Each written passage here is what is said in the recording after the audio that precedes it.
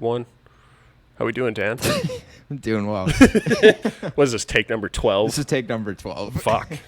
God, dude. I forgot how hard this shit is when Yeah. it's not just like preset on your computer. Yeah. Fuck. So it's been a year since our last podcast. I think it's been longer. Yeah. We're in 2022 right now. Yeah, our last one was 2020. like the end of 2020. Yeah, pretty much like around this same time. I want to say like August, maybe. Jeez, man. No, it was probably like September, October. So it's Yeah. been like a year and like 10 months. Oh my gosh. It's Lot good to of- be back, man. It's good to see your face. I don't know if our viewers are agreeing with you on that, You but can watch on YouTube at Boys Will Always Be Boys YouTube channel. We have a sir. handful of podcasts on there. old ones, yeah. Check it out. You can see what we look like if you listen. Yeah, only. don't pay too close attention to it personally. Our frontal lobes were not as developed as they are now. So a lot of the shit we said, definitely wish I could take back, but at the same time, we have a First Amendment for a reason. Yeah, this is true. This is true. Don't cancel us over some stuff we said in college. Yeah, fuck I mean, that. Hey, yeah. So what the hell you been up to, man? Man. So, I mean, you've been working and like you got done with school. Yep. So pretty much since our last podcast, I like right around the time we ended it was when school started to ramp up. We were both really busy. We didn't really have time on the weekends anymore to just like record a weekly episode, you know? Right. So we were having hard times with that, but then it got really busy when I got my Tesla interview. Right. So I got an interview for a position at an internship position, I should specify, for a design engineer at Tesla on the seats. On the seats. Yeah, like the So like be the like, seats, yeah, like designing. like the car seats, you know. Yeah. Yep. So I was I got a job there, and it was really fucking cool, man. It was really cool. Problem was like that was my working at Tesla was my dream. Right. 100%. Right. Like that was that's where I wanted to go. That's what I wanted to do. And I thought like, you know, the best place to do it is like, you know, the place making the best goddamn cars. Hell yeah. Tesla's so cool, man.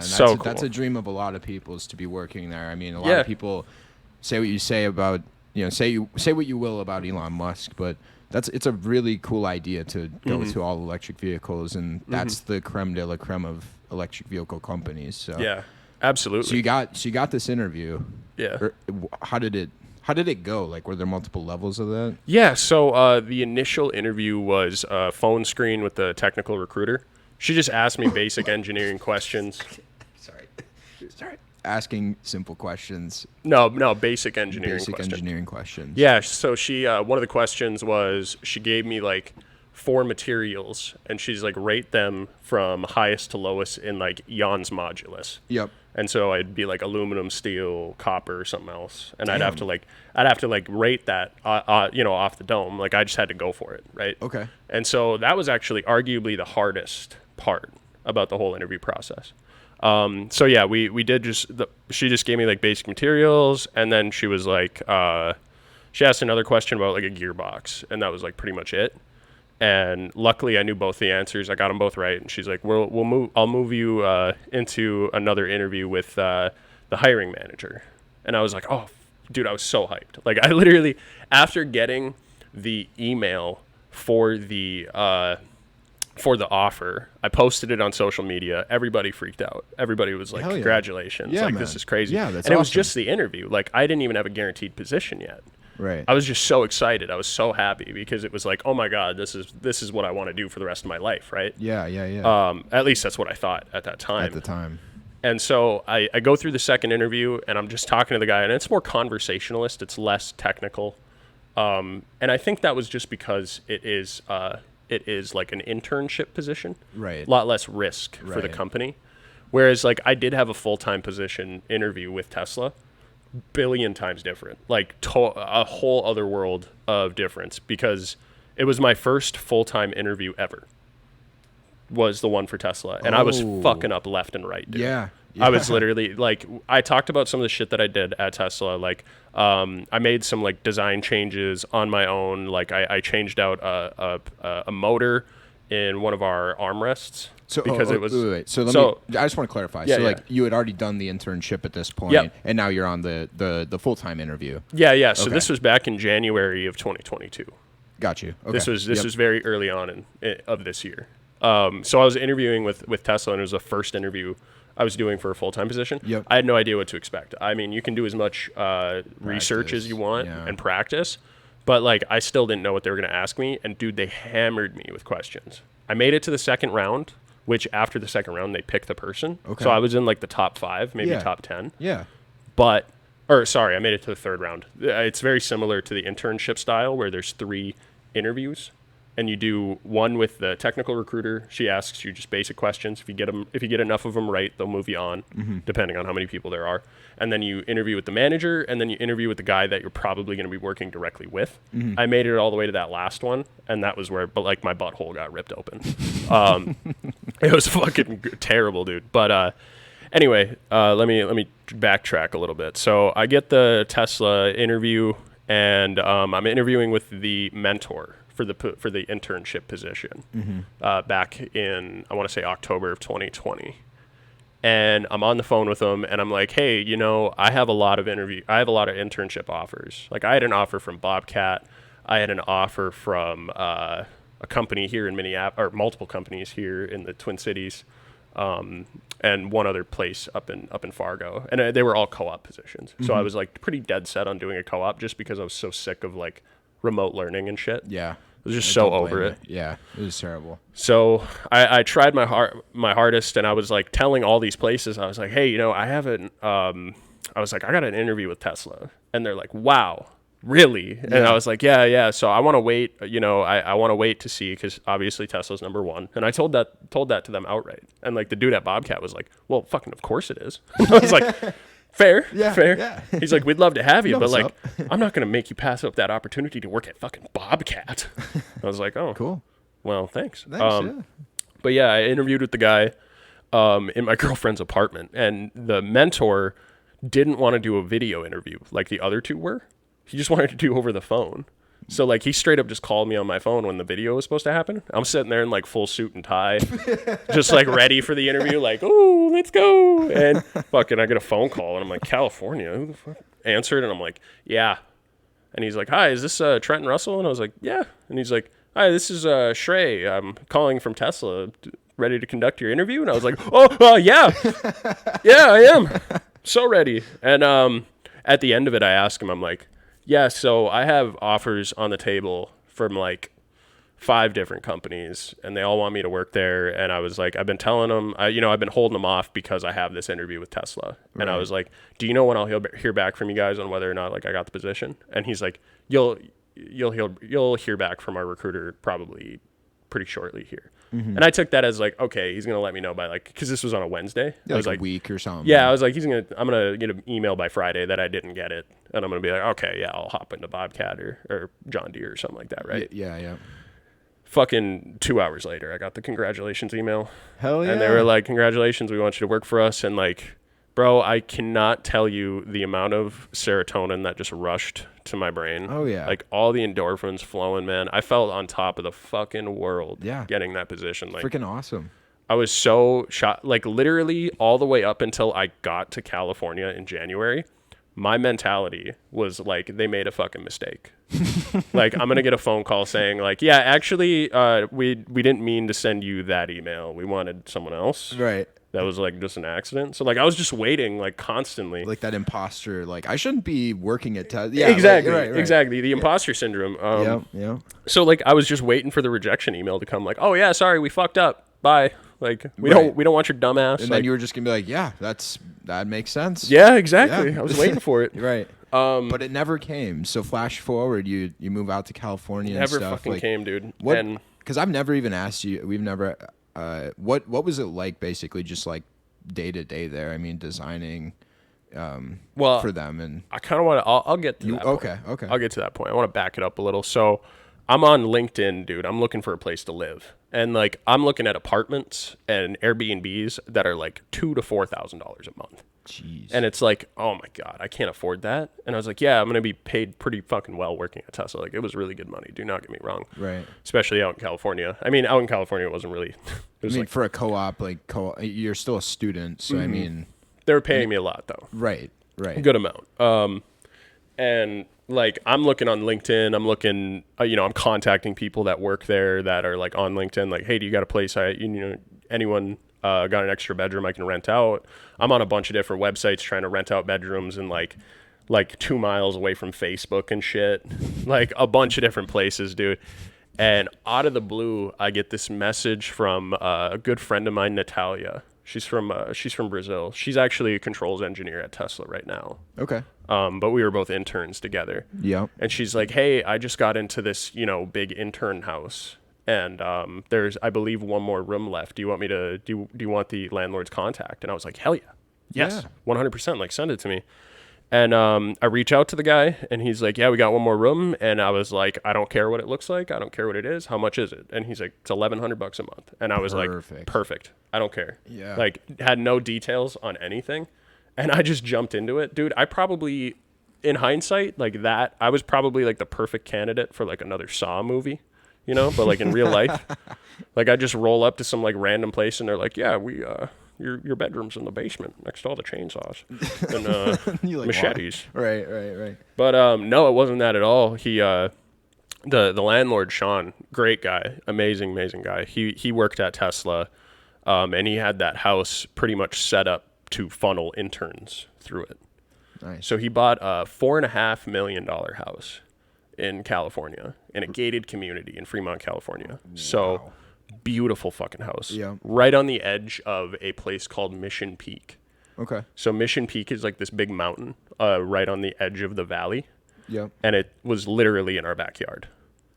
That's gorgeous. So nice. Just fucking gorgeous, dude. Because I seen some snap stories. I never was able to get out there, but yeah. I mean, it looked freaking just right outside on your patio. It was just gorgeous. Literally every morning, I would just walk out into the back and drink my coffee and just stare at the mountain. It never got old to me. Oh, that's awesome. It only got old when like I was in midsummer in California and everything started to turn like tan and dry and it wasn't like lush and green and flowy like it usually is. Right. It was like kind of dead and dry and deserty. That's how it felt, at least. So like, yeah, it got kind of old when it was that, but it was still fucking breathtaking, especially in your backyard. It's for sure. Unmatched. And the whole place was furnished when I got there. Like I had a bed for me. Pretty much all I needed to bring was my clothes. So I drove I took a road trip all the way from. How many bedrooms were in there? Like how many people were you staying with? Yeah, so it was me. It was a guy who worked at Thermo Fisher. He might still be there. I don't know. I haven't been in contact with him. He had the master bedroom and he was paying around like $1,800 a month. Okay. I had the off like the main entrance. Literally you go into like the entryway, and mine was like right there. It was like a double door like fucking office with like a hardwood floor, dude. It was like someone's office that they just threw a bed in and like a desk and a dresser, and that was my bedroom. Yeah. For 8 months, and I was like, well, better than nothing, dude. Yeah. You couldn't beat the house. The house was beautiful. Right. So it was me. There's a guy in the master bedroom, and then there was two bedrooms right at the top of the first set of stairs.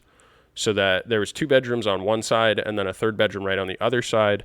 There was 4 bathrooms. 4 bathrooms in the house. So I think it was in total 6 or 7 bedrooms. Okay. So there was like 6 or 7 of us living there. Yeah. And it had a pool table in the house. Had a decent, backyard. Had like a nice place where we could, throw parties and hang out and stuff like that. Yeah, super nice place. Gated community with 7 people. Yeah, mountain, like that is beautiful. Oh my god, in college, unmatched, dude. You can't like beat that for location. And just existence, like place to live. Yeah. But dream, dude. It was a dream. And shout out to Sean if you're listening to this, dude. You're awesome, and I miss you guys. But yeah, no, it was surreal, dude. It felt so unreal being there that whole time. Like that, to be honest with you, that's why I smoked so much pot in California. So every time I was sitting at home by myself with like nothing to do on like a weekend, which was relatively rare considering how much I worked when I was there. But when I had like nothing to do, and I'd just sit there and be like, I don't deserve to be here. Like, I don't belong here at all. This house is too nice. I'm never supposed to live in syndrome. Yeah. Never supposed to live in a house this nice. And then, like, I'm conversing with, like, fucking a guy that's from, like, Kazakhstan who's got, like, 3 different PhDs. Oh, my gosh. He's like a big wig at Thermo Fisher, making fuckloads of money, and he's just essentially putting it away so that he can do his own shit event later on in life. Damn. And he's just grinding, dude. That's so cool. It's good to be surrounded by those people, too. Yeah. You know, just, like, I mean, obviously for motivation and just, like, seeing how it's done with all the they're out there hustling, you know, like it's a good influence on people. I like surrounding myself with people like that just want to hustle and grind, get to the next level, do their thing. I think Nas is kind of that inspiration to me. Like literally wearing like shout out to Roll Herd. Like check it out, based in Fargo. Hell yeah. I'm repping it always, bro. I got a bunch of clothes from him. Yep, textiles, rollherd.com. I think it's rollherdllc.com or rollherd.com. It's just rollherd.com. Shout out Nas. Okay. Yeah. And I mean, he's doing his thing. He has his own designs. He's doing it all by hand, and like you can buy. I mean, it's awesome. He's working with the people up in Fargo, some of the players, the football players up there. Yeah. So it's not necessarily like it is based upon North Dakota State, but it's a whole different era of bison clothing. So it doesn't have anything to do with North Dakota State University or like the football team. It's more of like a branch off of that. Yep. It's similar to how like back in like the 70s or the 60s when Nike was started, similar to that, like Nike in Oregon, right? Like Nike wasn't big enough at that time to literally be a part of like Oregon State University. But the guy started the company and was essentially working with the athletes to create like new shoes for them to run with, and then that's how Nike got big. Right. Isaac's doing it a little different, where it's more like design based. Yep. Or Nas, I should say. Nas is doing it different, where it's more design based, right? Like he's creating logos. It's a whole new era of bison clothing. Really is. Yeah. But I'm excited to see where it goes. But point being that like those people are that's awesome. They're valuable. So you got this house. You're living with like 7 people. Yeah, man. And they're all very intelligent people, super intelligent people. Like working at Tesla, every single person I met that was working there, like I saw a reason why they got the job. You know what I mean? I met people that were like kind of not necessarily slackers, but they just seemed like, you know, they could be better fit for a different role. Maybe not like a design role, maybe like program manager's more their thing or something like that, right? There's certainly value there. But there's value to each and every single person that works at Tesla. Right. Like they're there for a reason. Whether they're very good at their job or they're just hyper intelligent, they think outside of the box, they bring everybody together. Everyone's there for a reason. And that was one of the things that like I didn't know about a place like that, but the atmosphere is just awesome. It's just awesome there. Talking to all those people, being surrounded by them constantly. But dude, working at Tesla, holy fuck. I tell you what, man, it is. I'm going to say this before I go off about the negatives that I experienced in my internship. 100%. I love everything about Tesla. I love it. I appreciate every single person that wants to work there, that wants to continue working there, that does what they do. They make the best fucking cars in the world. 100%. I've driven every single Tesla that has been made up to this point. They're all amazing. Yeah. Everything but the Cybertruck I drove. Damn. Pretty much. Yeah. Besides Cybertruck and Semi, which I saw both of those in person. Right, but the main, they're kind of I don't know, the S, the X. The S, the X, the Y, and the 3. Y and the 3, okay. Yeah. Yeah. Those are all, they're the best fucking cars in the world, 100%. And everything that Elon's doing with the rockets, with Tesla, like there is a place for that. The problem I have with it was that everything was very unorganized at Tesla. And the people there were kind of working, they weren't being compensated for the work that they were doing. Okay. And a lot of that, I think, is because of like the name that Tesla has. So like, if you think about it, I'm just going to do a generalization. I don't know exact numbers, but if you work at Apple in Silicon Valley as a design engineer starting out, you're probably going to be making like 140, 130. What? Yeah. They pay you very well. Okay. But at Tesla, you're probably going to be making like 100. Okay. So it's a big difference. Right. And on top of that, you're going to be working probably about 1.5 times more at Tesla with about 20% of the same 20% of the resources that Apple has. Got you. So when you were doing the co-op, were you hourly or hourly? Like, okay. Yep. And how many hours on average did you work? And this is a co-op, granted. Mm-hmm. So how many hours I worked and how many hours I logged were always different. Always different. Really? Mm-hmm. Yeah. So the first week I'm there, obviously, it's like an introduction week. I'm trying to learn how the place operates, right?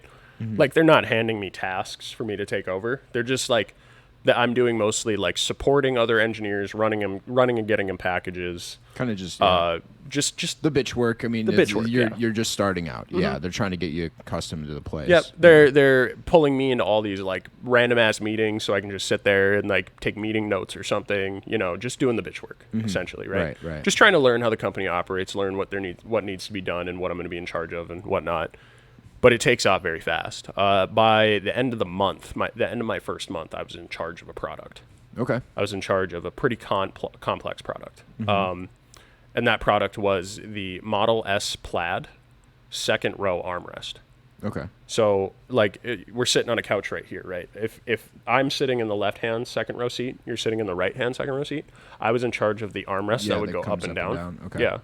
I was in charge of that, and that's like a big sub-assembly that's made by a company somewhere else. We buy it from them, we get it, and then we attach it to our seat backs, and then that's how it works, right? Got you. So, like, by the end of the first month, I was in charge of that. And I was in charge of, like, creating design changes so that it would function better in production. I was in charge of material changes, like, literally any sort of change that happened on this product was spearheaded by me. Mm-hmm.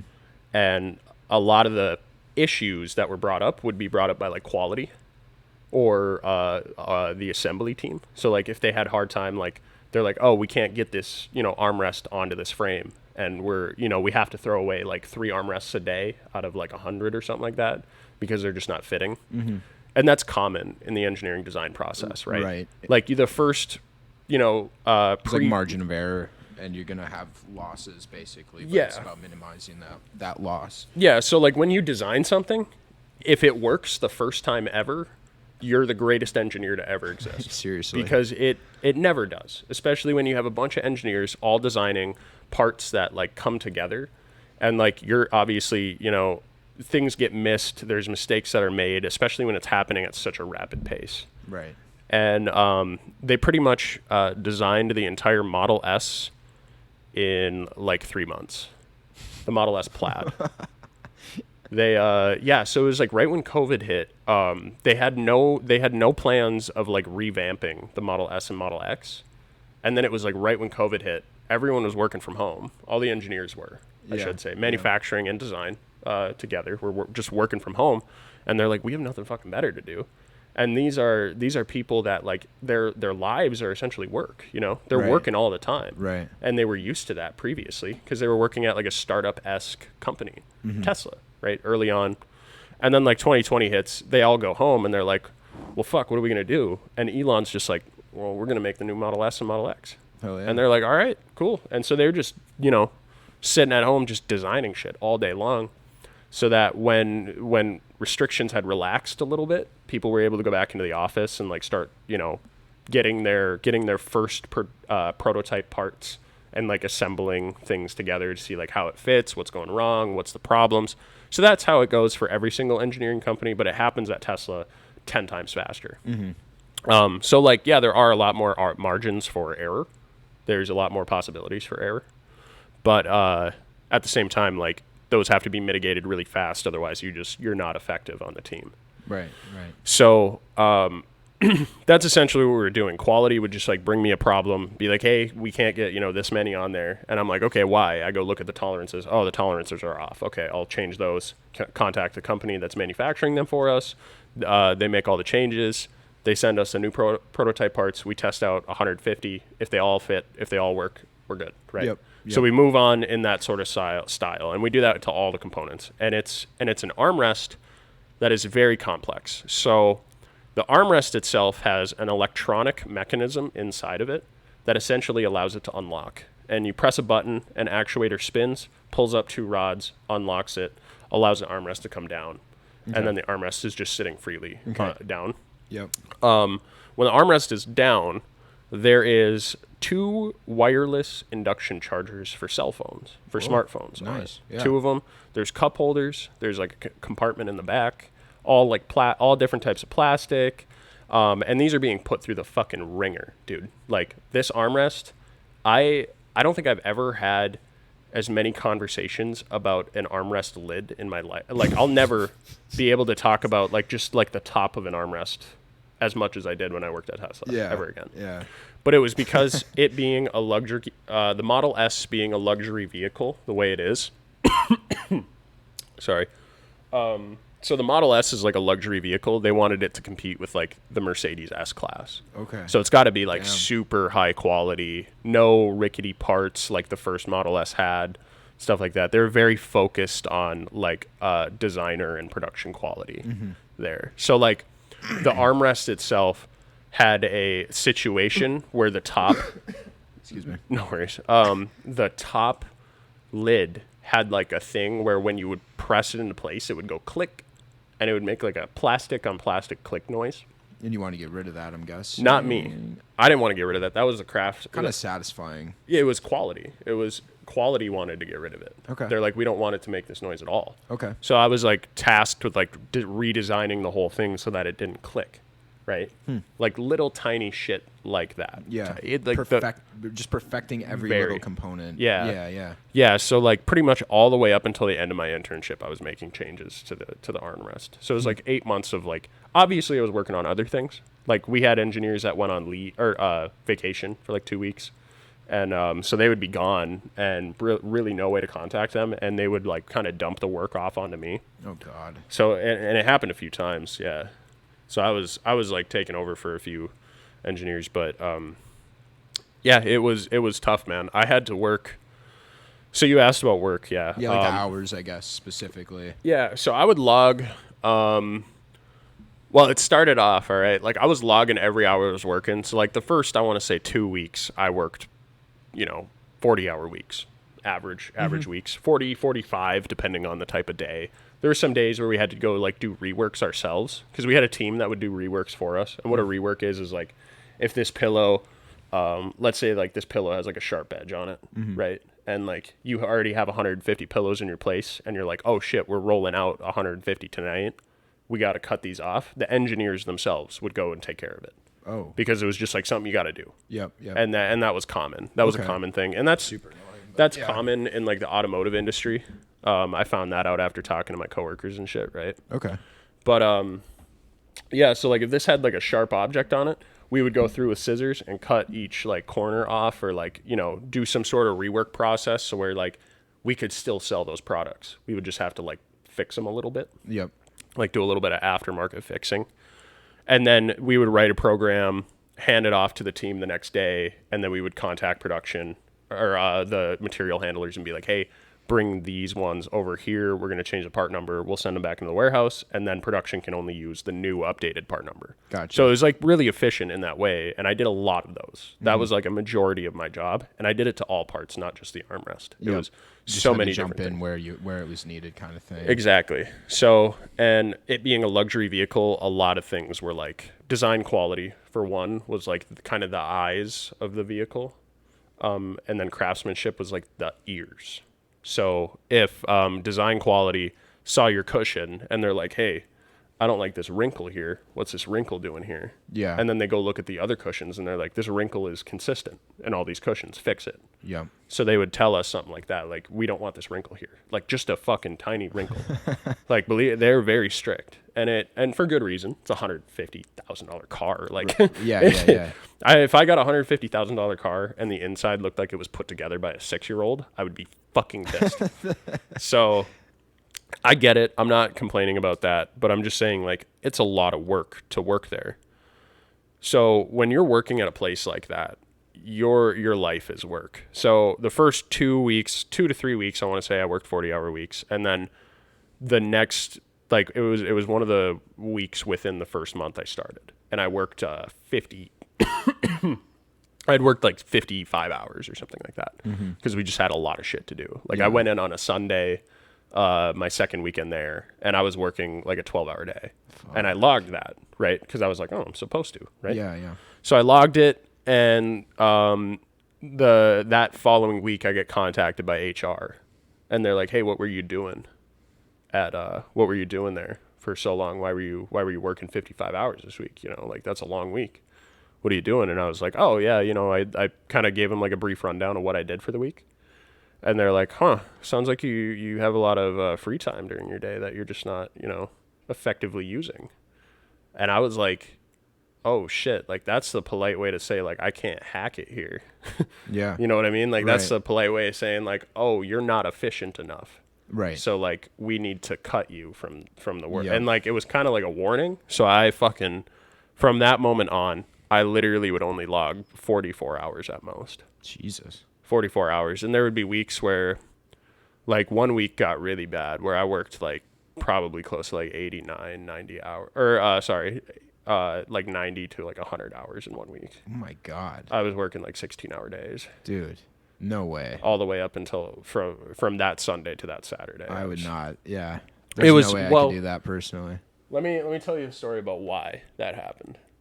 Let's hear it. Yeah, let me tell you a story. So we had things called Elon cars, right?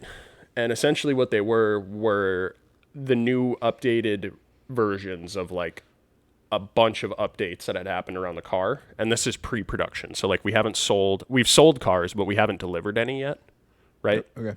And we're like, okay, the Elon car has to be perfect. So it's supposed to look the best case scenario of like a production level vehicle. And then he gets in it, he drives it, he looks at everything, he reviews it. Someone's taking constant notes of like literally every breath he says, or every single fucking word he says. Yeah. And so we have one of the Elon cars go out, and he comes in at like 2 in the morning to the office. And they have the Elon car ready. He gets into his car and he takes off. He comes back not even like 2 minutes later. Not even like he wasn't even gone long enough to do like a full test drive. That's not good. And he comes back and he is drenched in coffee. He's covered head to toe with coffee, dude. Because he had this huge. They were talking about the thermos that he had, and it was just fucking massive. It was like 64 ounces of coffee. Yeah. And I get it, dude. The dude's working all the time. Yeah, like, he's here at 2 a.m. in the office. He's a beast, man. dude. Elon is a beast of a guy, but very tall too. I think he's like 6'3". Yeah, I think he's right around there. He's tall, but he's a big guy. I saw Elon, but that's a different story. I saw him in person actually, but different story. Comes back, he's covered in coffee. He's got like a bunch of fucking stains, and he is livid, dude. He is pissed to the brim, and you know he's just so fucking mad. And they're like, "What happened?" And he's like, "My coffee fucking spilled on me because you guys didn't put any retention. You didn't design any retention systems to be in the cup holders." And he's talking about the front seat cup holders. Mm-hmm. It's just shit I haven't touched. Mm-hmm. Nothing to do with it. Mm-hmm.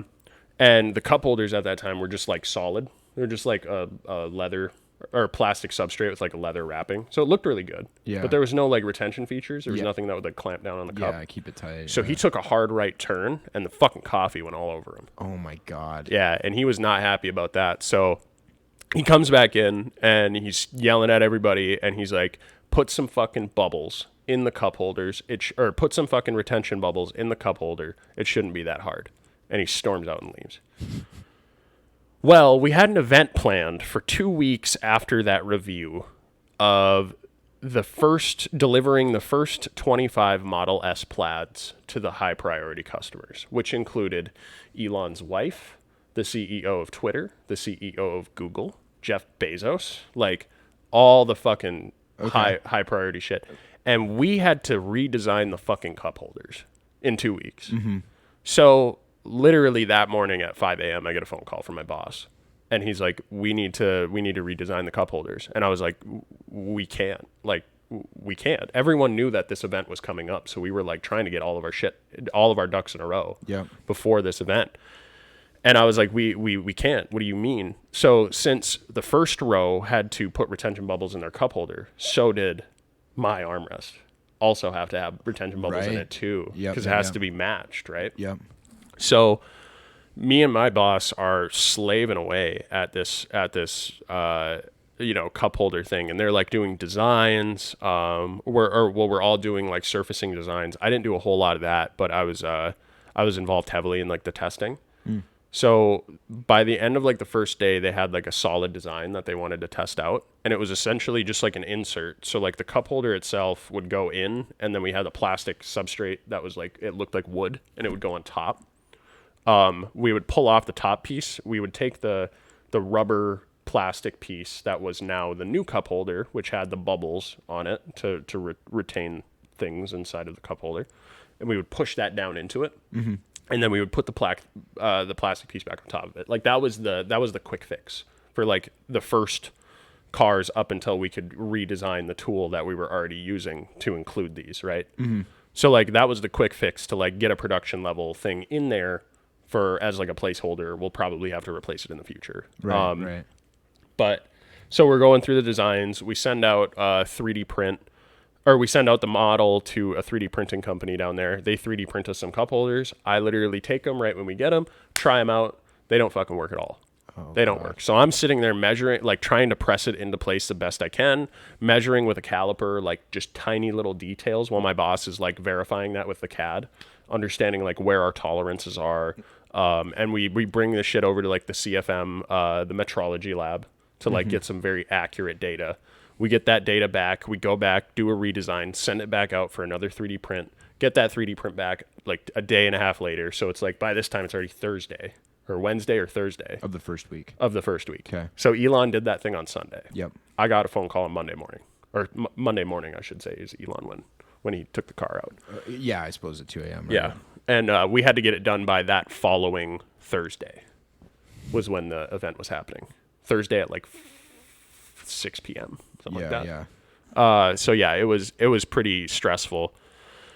So we're going through all the while we're getting these like parts, prototyped and like tested out and stuff. We have someone in China making a tool for us, a soft tool that's like essentially injection molding. So they're like machining out metal components to like make this tool for us, and we're like sending them revisions, so they're like constantly adjusting like shit they've already milled out. And we dumped like $500,000 into the project just to get 25 of them for the event. Elon spilled the coffee. Just because he spilled coffee on himself, man. That's wild. But I guess he got high standards. You get cars like that, man. Yeah, that's exactly get fucking right. badass cars. But we worked, we slaved, man. We worked so fucking much during that time just to get those cup holders. And then the morning of the event, I was at the facility at 4 a.m. when the cup holders had arrived. I installed all the cup holders into the armrests that were there for those vehicles. And then like minutes later, they were like, hey, we're no longer doing this type of trim color in the cars. We're changing it all to white and black, no more cream. So like there were 10 or 15 cars there that had cream like seats, which is like a tannish color. We had to replace all of those. So like I had to go back in, rip out the cup holders I had just put in there, and then reinstall them on new armrests. So like the whole day we were just like running back and forth, like assisting with this event, making sure the car is correct, vacuuming out the back seats, installing the seats. Like us design engineers installed all of them. Oh my God. All the second row seats. So they don't have like any installers. They just have the engineers do it. That's well, so just for that event. Okay. Not for production. Production's different. You're right. Typically it wouldn't be that way, but just in this extenuating circumstance, then. Yeah. So it was hectic, man. And yeah, so working at Tesla was a lot of work. It was like my whole life was work. Like I would get home. I'll just run you through a basic day. Like I would get to work by 9 a.m. I'd get to the office by 9 a.m. I'd go get my coffee. I'd sit down. I would do whatever paperwork I had to do up until my first meeting, which was like at, I want to say like 10 probably. Okay. 10, 11, around that time. And then after my first meeting was over, which I usually had to participate in, so I wasn't able to do like side work while I'm in the meeting. Noon, I would go eat lunch, come back, 12:30 to like, I want to say probably 3, I would be in the workshop. 12:30 to probably 4, I'd be in the workshop, like actually trying to create like a handmade prototype that we could test to like make a design change. Yeah. So I'd be like making shit like that all day. And then I'd be slaving away, probably installing seats into cars, taking videos, documenting my studies, setting up meetings with other teams, giving shit to the testing team, running back and forth, doing all sorts of stuff, and all while simultaneously like supporting the engineering and design team. So they'd be like, "Hey, I need you to make this like ECO for me," and they'd like give me the information, and I'd make the ECO for them. Take me like 25 minutes. Right. Originally, I started off, it would take me like 2 hours to do an ECO, and then like I got it all the way down to like 20 minutes was my record. Yeah. Which was like the fastest my boss had heard of, so he was like pretty impressed. But so yeah, it was just a ton of different shit all day long, and it was always chaos. Like somebody would say something that wasn't actually true, and then I'd have to go like fight a fire somewhere else because there was like a miscommunication thing happening. So like there would be like no parts on the line or something like that. So it was constantly stressful, constantly chaotic, but it was a really good experience. So I'd be working pretty much all day. I'd get home. I want to say like I would go home by like 5 or 6 was when people would leave the office. But then I would be on my work computer when I got back home. I would like eat dinner or something like that. And then I'd go sit down at my work computer and I'd like be working through shit that I like missed out on the day. Oh my god. From like 6 probably until like 8, and then from like 9 until like 11 p.m. I want to say like 3 times a week I had meetings with people in like Mexico and China and in India. What the hell? Yeah. Dude. So like every single day I was working like pretty close to like 10 hours, 10 to 12 on hours. Average, yeah. On average. That was like if I didn't have like a crazy day or anything. Yeah, so that would be like a legitimate work day, but I wouldn't log all those hours. I would log like 8 hours for the day, 8-9 hours for the day, just like whatever. Yeah, that's wild. Yeah, dude. Yeah. I would have if I field a phone call, I'm putting 30 minutes down. I mean, that's pretty much like that. Oh yeah, that's fair. Like yeah, I would mean, agree like with that's literally what I was told. Like yeah, and that's how it should be. You're right. But so like, you know, going through all of that, like working at Tesla, getting my dream job in college, you know, being able to be around like these amazing people, like these Silicon Valley geniuses that like everybody looks up to. Like these people are just, you know, one great idea away from being Steve fucking Jobs or Elon Musk himself, right? Like they're very close to that world, and like being in that world is surreal. Like you are so separated from like normal average society. It's fucking weird. It's so crazy. Like on a daily basis, you're dealing with people who have like 140 IQs, right? Just constantly. Yep. And it's like, holy man, you got to be on the ball constantly all day long, and that's how it had to be. So, the house that I lived in had a lot of Tesla employees that lived there, a few interns, and then like two full-time employees. Shout out to Fernando if you're listening to this. Love you, buddy. Yeah, so like Fernando had some of the coworkers over on like a Saturday or Friday night to just introduce us. You know, he's like, hey, this is, you know, so-and-so. He works on a different engineering design team for a different part of the vehicle. And we're sitting there, and I'm talking to this guy that's got to be like 33 or 34 or something like that. And they're kind of having like a little like side celebration for him because it's like his last couple weeks working at Tesla. Yeah. And you know, I go up and ask him, I'm like, well, why would you ever leave, right?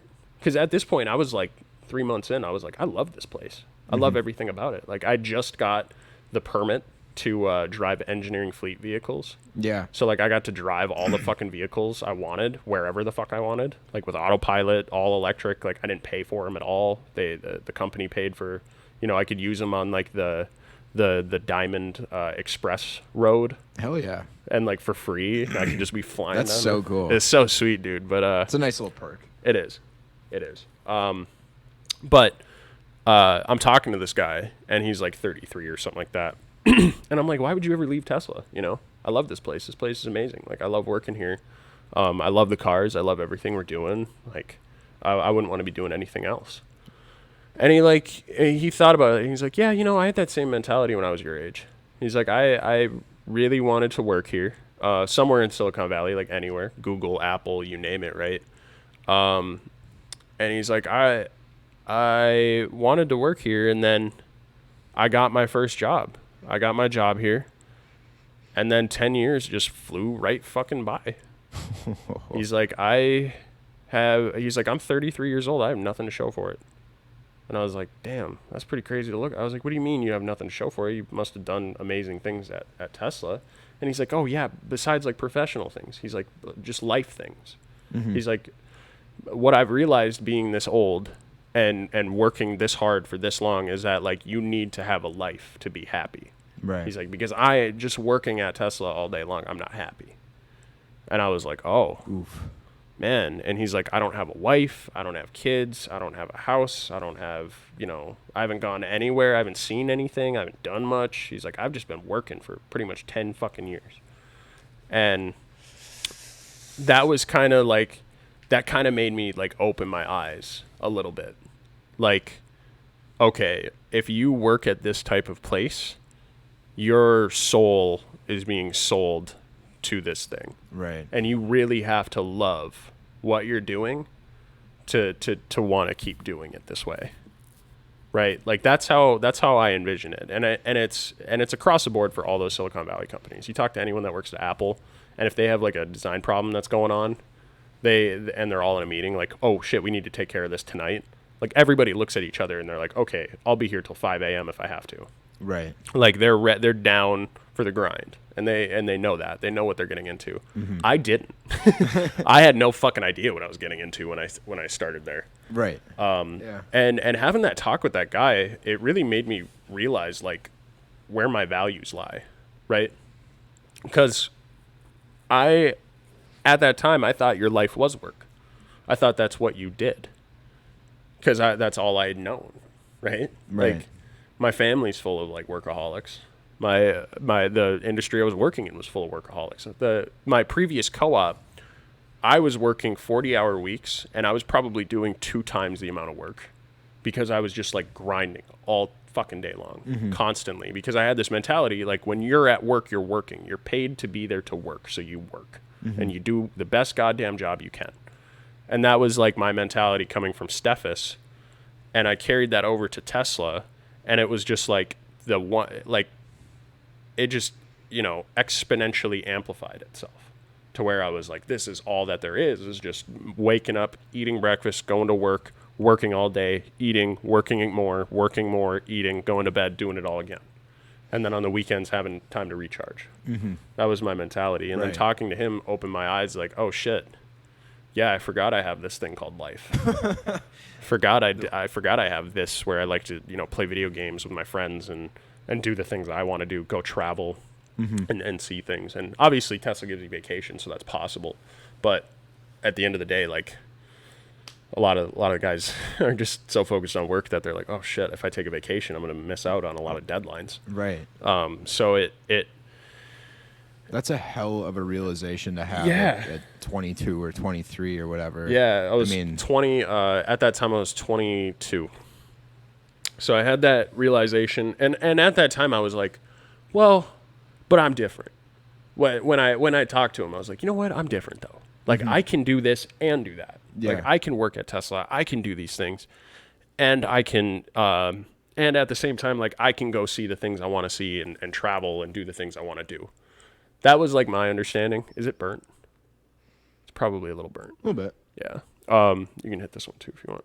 I'll try. I'm fine with that one. I don't mind. But that was like... I love the mushrooms on this. Holy fuck, it's 45 minutes of just me bullshitting. Just me talking. It's all good, man. It's interesting shit. And I mean, there's a method to the madness. You say all that stuff, and we're 3 months into your internship, so I think there's still a wrap up, but... Of course. There's little lessons along the way regardless, in any story there is. Absolutely. I agree with that. And that's like I said, that's a really cool realization to have at 23 and goddamn. 22. 22. Yeah. So I mean, so you're 3 months in. you're enjoying work up to this point. You have this conversation with this guy. Yeah. So, and I come out of the conversation like, okay, I don't want that to be me, so that when I get my full-time job at Tesla, because I was dead set on going back. Like I was 100% dead set on getting a full-time job at Tesla and working there more. And I was like, that's not going to be me. I'm going to make sure that I like do the things I need to do to make sure that doesn't happen to me.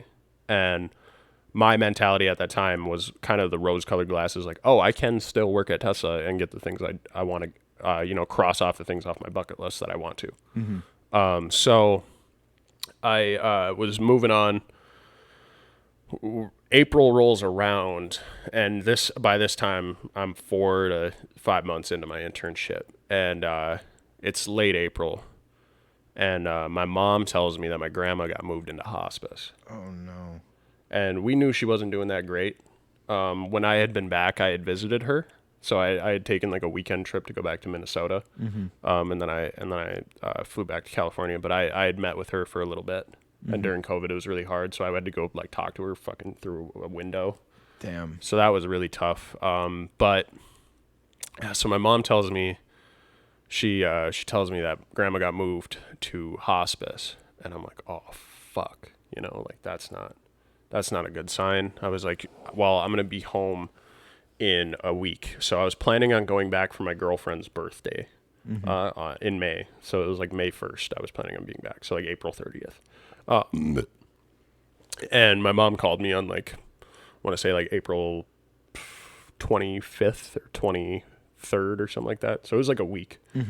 And I'm like, okay, like, it's probably going to be a couple weeks before she goes. I'll be able to go back. I'll be able to say goodbye, tell her I love her, have a conversation with her maybe if she's still all there, this and that, right? Like I'm walking through it in my head, and I'm like, okay, like I it's going to work out. It's going to be okay. Like, and I was pretty heartbroken from it. Like I didn't think my grandma was going to go that soon, but you can't predict it, but.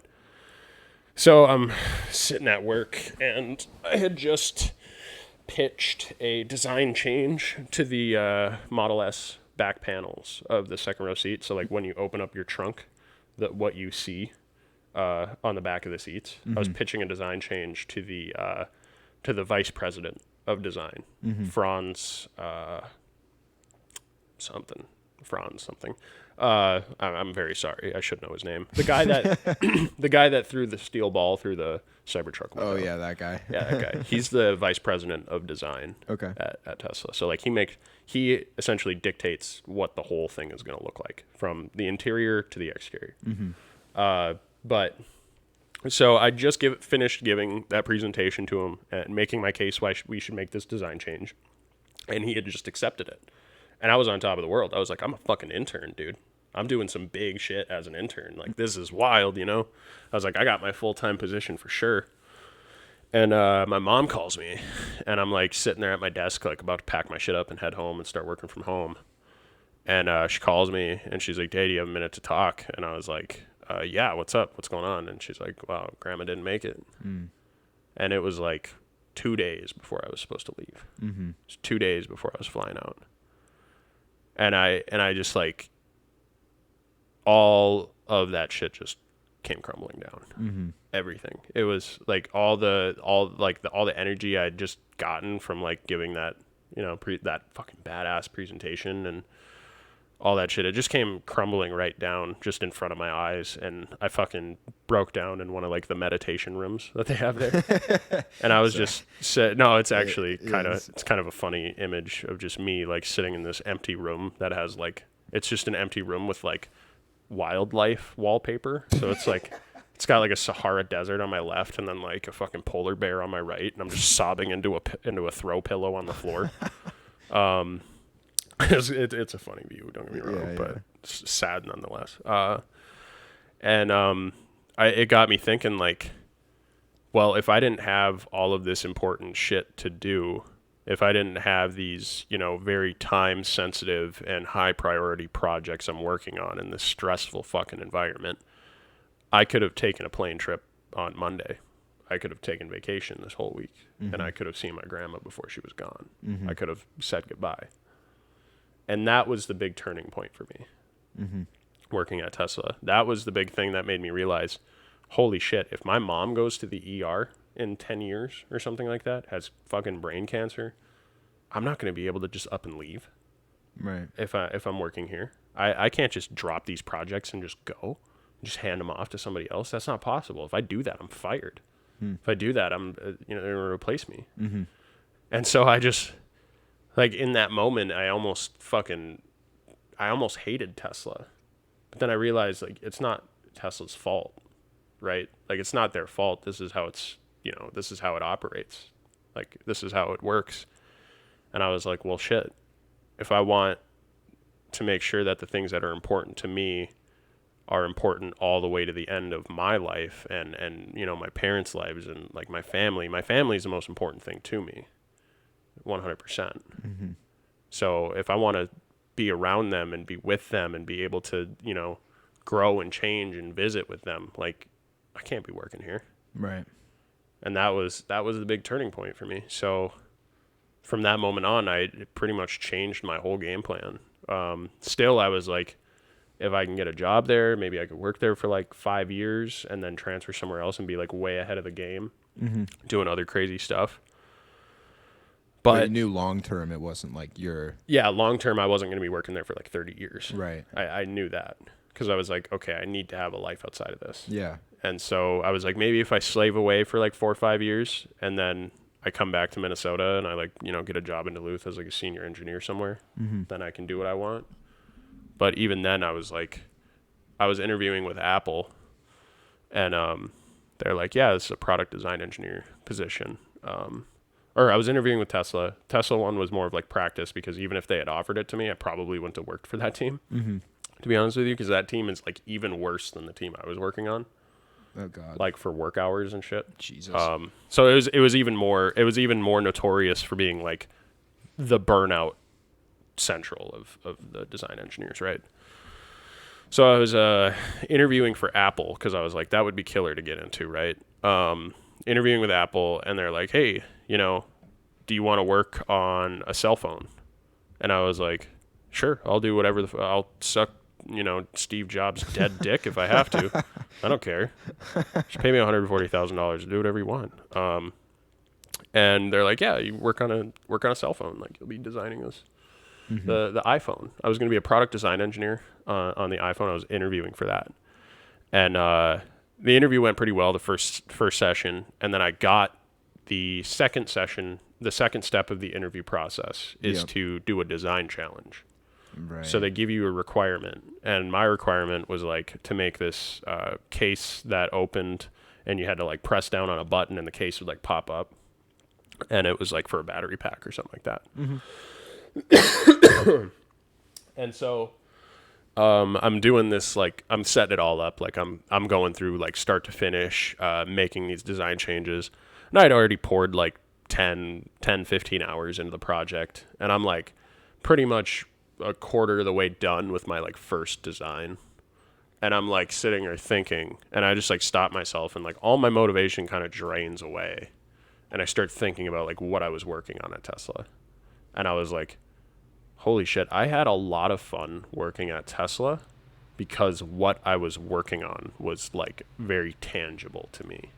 I was like I knew that armrest was going to be fucked with by like people's kids in their back seats, right? Like I knew, somebody's going to get picked up in an Uber in a Model S Plaid and they're going to be able to be like, oh, I can charge my phone in this armrest. And I just like, in my mind, I thought it was like so cool that I'm working on like a customer product.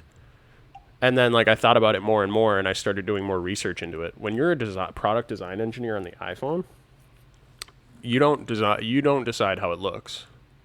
They tell you. They're like, this is your case. This is the room you get to work with. Now make sure all the components can fit in here properly. And it's your job to just make it work. That. Yeah. To do that. Yep. And I was like, holy fuck, that would be boring. Holy shit. And I was like, if I'm working Tesla hours on a product that I could give literally no shits about, like I would rather be designing fucking Barbie dolls than that, right? Like I'd rather be doing literally anything else than designing, electronic components. Yeah. And it like all hit me at once, like, holy shit, I don't want to do this. I don't want to do this. It's going to be so soul-sucking and terrible for me. So I emailed them back, and I said, like, hey, you know, I'm, like, no longer interested to Apple. Yeah. Which, like, that was probably, like, the last thing they've ever heard. Right. Right. And I'm not even, like, halfway done with the design. It was, like, 3 days after they had sent me the challenge, and I accepted it. Yeah. And then I was just, like, after doing it for so long, I was like, I don't want to do this anymore. This isn't fun.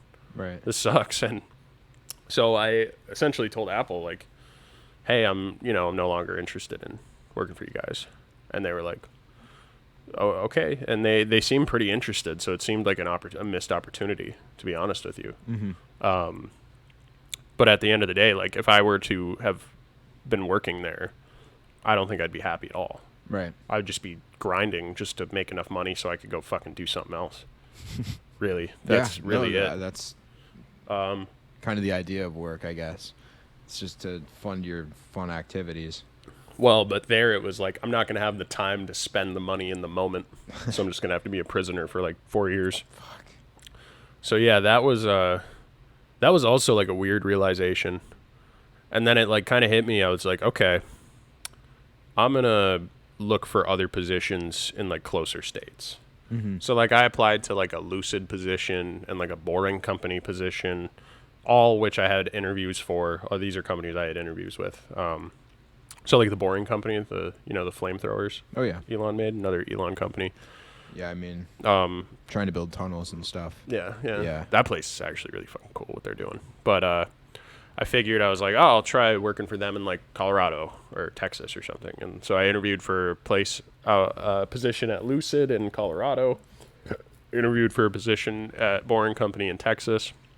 Didn't get either position. Was just kind of rolling through. And I was like, fuck, man. Maybe I shouldn't work at these like big companies. Because I was like looking at the salaries. Big like corporate things. Yeah, I was like, maybe I shouldn't work at these like, really. Because those companies you're working at, like you're working all the time. And that's just the work culture there. Ugh. Right? So I like kind of think to myself, I'm like, what can I do that would be better? So I just started applying to like all the companies. And like, I'm not hearing shit back. I go to the career fair and I talk to actually Emerson, because Isaac had already had a position at Emerson. And I go talk to his like boss and stuff like that. And they're like, are you looking for a position in the Twin Cities? And I'm like, no. Looking for a position in like Colorado if you got one. And they're like, yeah, we do actually. So I was in touch with the HR lady from Emerson about like a place in Colorado. They never got back to me on it, which is like, I'm not surprised, right? So it's like, it happens. I don't really mind. They're probably looking for kids from like Boulder and shit. They don't want to pay the locals. Relocation. Right. So I'm like going through trying to interview for a bunch of places, and I'm interviewing for like a bunch of different companies, and each like company I'm interviewing for, I'm like, oh my God, it sounds so fucking boring. Like that sounds so terrible. And then they're like, yeah, starting pay is like $50,000 for a new grad. And I'm like, ugh, God, I feel like I'm worth more than that. Right. Yeah. And then finally, I asked Isaac, because it was just like dog shit lowball offer after dog shit lowball offer from companies. And I was like, God damn, these suck. And I just went up to Isaac. I was like, hey, I'm open to the Twin Cities now. Is Emerson hiring? And he's like, yeah, let me ask my boss. So he reaches out to his boss, and she's like, yeah, have him send the resume. Sent the resume, and then got in touch with my boss, my current boss now. Great guy, fantastic guy. Yeah. Amazing. Super nice, really cool. He's very Catholic. Yeah. Which is kind of like off-putting at first. But then like the more you get to know him, the more you realize like, oh, he's only Catholic to himself. Like he's not one of those Catholics that's going to like force it on you. Yeah. So like even he invited me over to his house for like a steak dinner night. And I was like, okay, yeah, this will be interesting. And I was like, him and his wife are probably super religious, and like, because I would see him pray at lunch. He would do like a prayer before we would eat. And I was like, oh, great, I'm going to have to grab their hands and, chant Kumbaya over a steak. Like, it's going to be super fucking weird while I'm like, my mouth is watering and you can hear my stomach gurgling and shit. So we're like there, and he just does his own little prayer. And I'm like, oh yeah, he's just a Catholic to himself. Like he doesn't he believes in free will and choice, you know. So he's an amazing guy. I think he's very awesome, and got the job at Emerson pretty much like within a week. Within like a week of it was like that Monday I interviewed with my manager and then his manager. Interviewed with those guys. It's Tony and Jake, and then that Wednesday they sent me an offer. Hell yeah. I accepted it fucking 5 minutes after the email showed up. Hell yeah. So I was like, this is a really good paying offer. Granted, it's pretty boring products. Not gonna lie to you. The work is pretty boring. Pretty dry, but at the same time, I feel like there's a lot of room for growth, which is good. Like pretty much half of my job right now as a design engineer is just thinking of new products. Nice. Which is super cool. Yeah. Super fucking cool. And then I just like walk up to my boss and like my coworker in our cubicles, because there's only 3 of us on a team. And I'm just like, hey, what about this? And they're like, yeah, I love that idea, but what if like we added this? And I'm like, oh God, I didn't even think of that. What if we did this? You know, like we're just bouncing ideas off each other. So like we pretty much dedicate Fridays to like innovation. Nice. Now. Yeah. So it's super cool, man. Yeah. And everyone I work with is super cool. Like even HR is like really cool people. Like they get it. We're all people, right? The one weird thing I will say about Emerson is that like Emerson seems to be the only like big company that wants you to like intercompany, like that wants intercompany relationships. So like my boss and his wife, they both are engineers in different portions of the company. Okay. They met through Emerson. So they okay. It seems like they do, because it's like it's kind of genius in a way, because when you have, you know, people that are husband and wife that are working at the same company, they both work there, they met there, they have sentimental value now with that company. It's no longer just a job, it's part of their life. Yep. So it's like, and they get to see their loved one, you know, their spouse at work, their boyfriend or girlfriend or whatever. So it's like, it's kind of genius in a way, because they just like, hour 6, just making sure. Yeah. It's kind of genius in a way. They just, you know, they're like, yeah, fuck, you know, feel free to get down and dirty at these holiday parties. Take up our meditation room. Yeah. So, but it seems so. Like the first week I started there, I met my boss's wife, and I was like, wait, you guys work together? And she's like, yeah, we do. Because I had no idea, and I was like, oh my God. And she's like, you know, she's like, I know a lot of single ladies that work here, so if you're on the market. And I was like, yeah. And I was like, don't you work in like human resources or some shit? So it was like the craziest thing that someone from HR was telling me to like go bang my coworker. I was thrown away by that. But no, I actually do. I like it a lot. My coworkers are awesome. Everyone I work with is really, really cool. Very, very down to earth people. Not super. One thing that I had a problem with is that like 1 out of like every 100 people that worked at Tesla was like a super woke SJW activist. Yeah. And it was always like you'd try to have a conversation with them and they'd be like, well, you didn't address me properly. And I'm like, motherfucker, I will call you whatever I want. I need to get onto the production floor right now, because if we don't do this, the line's going to go down and we're all going to lose our fucking jobs. So let's move. Like, yeah. That's kind of like the mentality at Tesla was, or not the mentality, like they had more people there that were like in the woke tribe. So that was a little tough, but I haven't met a single person like that at Emerson yet. Yeah. So they're not all in the Midwest. You're not going to find very many woke people working in manufacturing engineering. No, definitely not. So it is fun. You know, I'm 2 months in now, and I'm literally about to give a presentation to the executive board about a new product that we're developing. Cool. Hell yeah. And I still have this like weird imposter syndrome where I'm like, I'm not doing enough. Because like personally, I feel like I'm working like 20 hours a week. I feel like half the time I'm at work, I'm actually working. Yeah. And then the other half, I'm like waiting on something to happen. Okay. Waiting on like a response or just like chilling. I wonder as, because that certainly when I started, it was that way. Like I did just plugging away on like documents or something, and then I don't know, specs. Part of my job is basically just like doing lawyer stuff, like writing contracts and stuff. It's really it's really dry. But as like starting to get more into work, he definitely starts to pick up because there's always someone calling you about a product. I mean, maybe Exactly. and you just, I don't know, like a lot more collaboration happens, and then you get busier and busier as time goes on. Yeah, and that's what I've been finding to be true as well. Right. But I had so much downtime, so much free time after like doing, because like I'm not useful enough to like just give a project to and like have them move on, right? Yeah, not yet. So, I mean, I did this little project for the project management team who they want like a booth analysis of like a new valve that they created. And essentially what the valve does is it like shoots the process fluid around in like a spiral inside of the pipe so that it like kind of cleans it. Almost. Interesting. It's really cool actually. Like the fluid technology. I've seen some simulations about it. Super interesting stuff. And it's very effective too. Like they have actual sight glass videos where they'll like cake it in like fat or oil or grease or whatever, and they'll just run water through it. You'll see the water like piss on it and just fucking rip it out. Hell yeah. So sweet. That'd be super. Yeah, that would definitely go in line with what I do at work. But so they wanted a booth to like represent it with like ping pong balls kind of. Okay. And so I designed that, and then I was like, okay, this will take me like 3 weeks to do. Right. Literally took me 3 days. And I was like, oh, fuck. So easy. So easy. And I was like, yeah, here's your preliminary design. Like, you take it, run with it, do what you want with it. And they're like, yeah, this is all we wanted from you. This is great. Amazing. Thank you for doing it so quickly. And I was like, well, I had a lot of free time, so.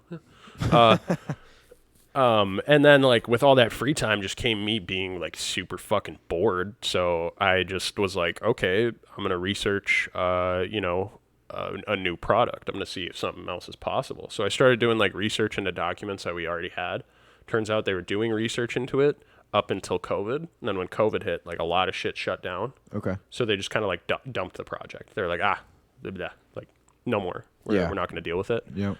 And then, like, they had, like, their manager left for my team. So, like, it wasn't my boss, but it was my boss's boss. Mm-hmm. He left. And it was like, oh, shit. Like, he's gone now. And then one of their other engineers retired. So they were, like, they had a team of 4, and it was now a team of 2. 2, yeah. So it was, like, all projects that were, like, new development were just kind of halted.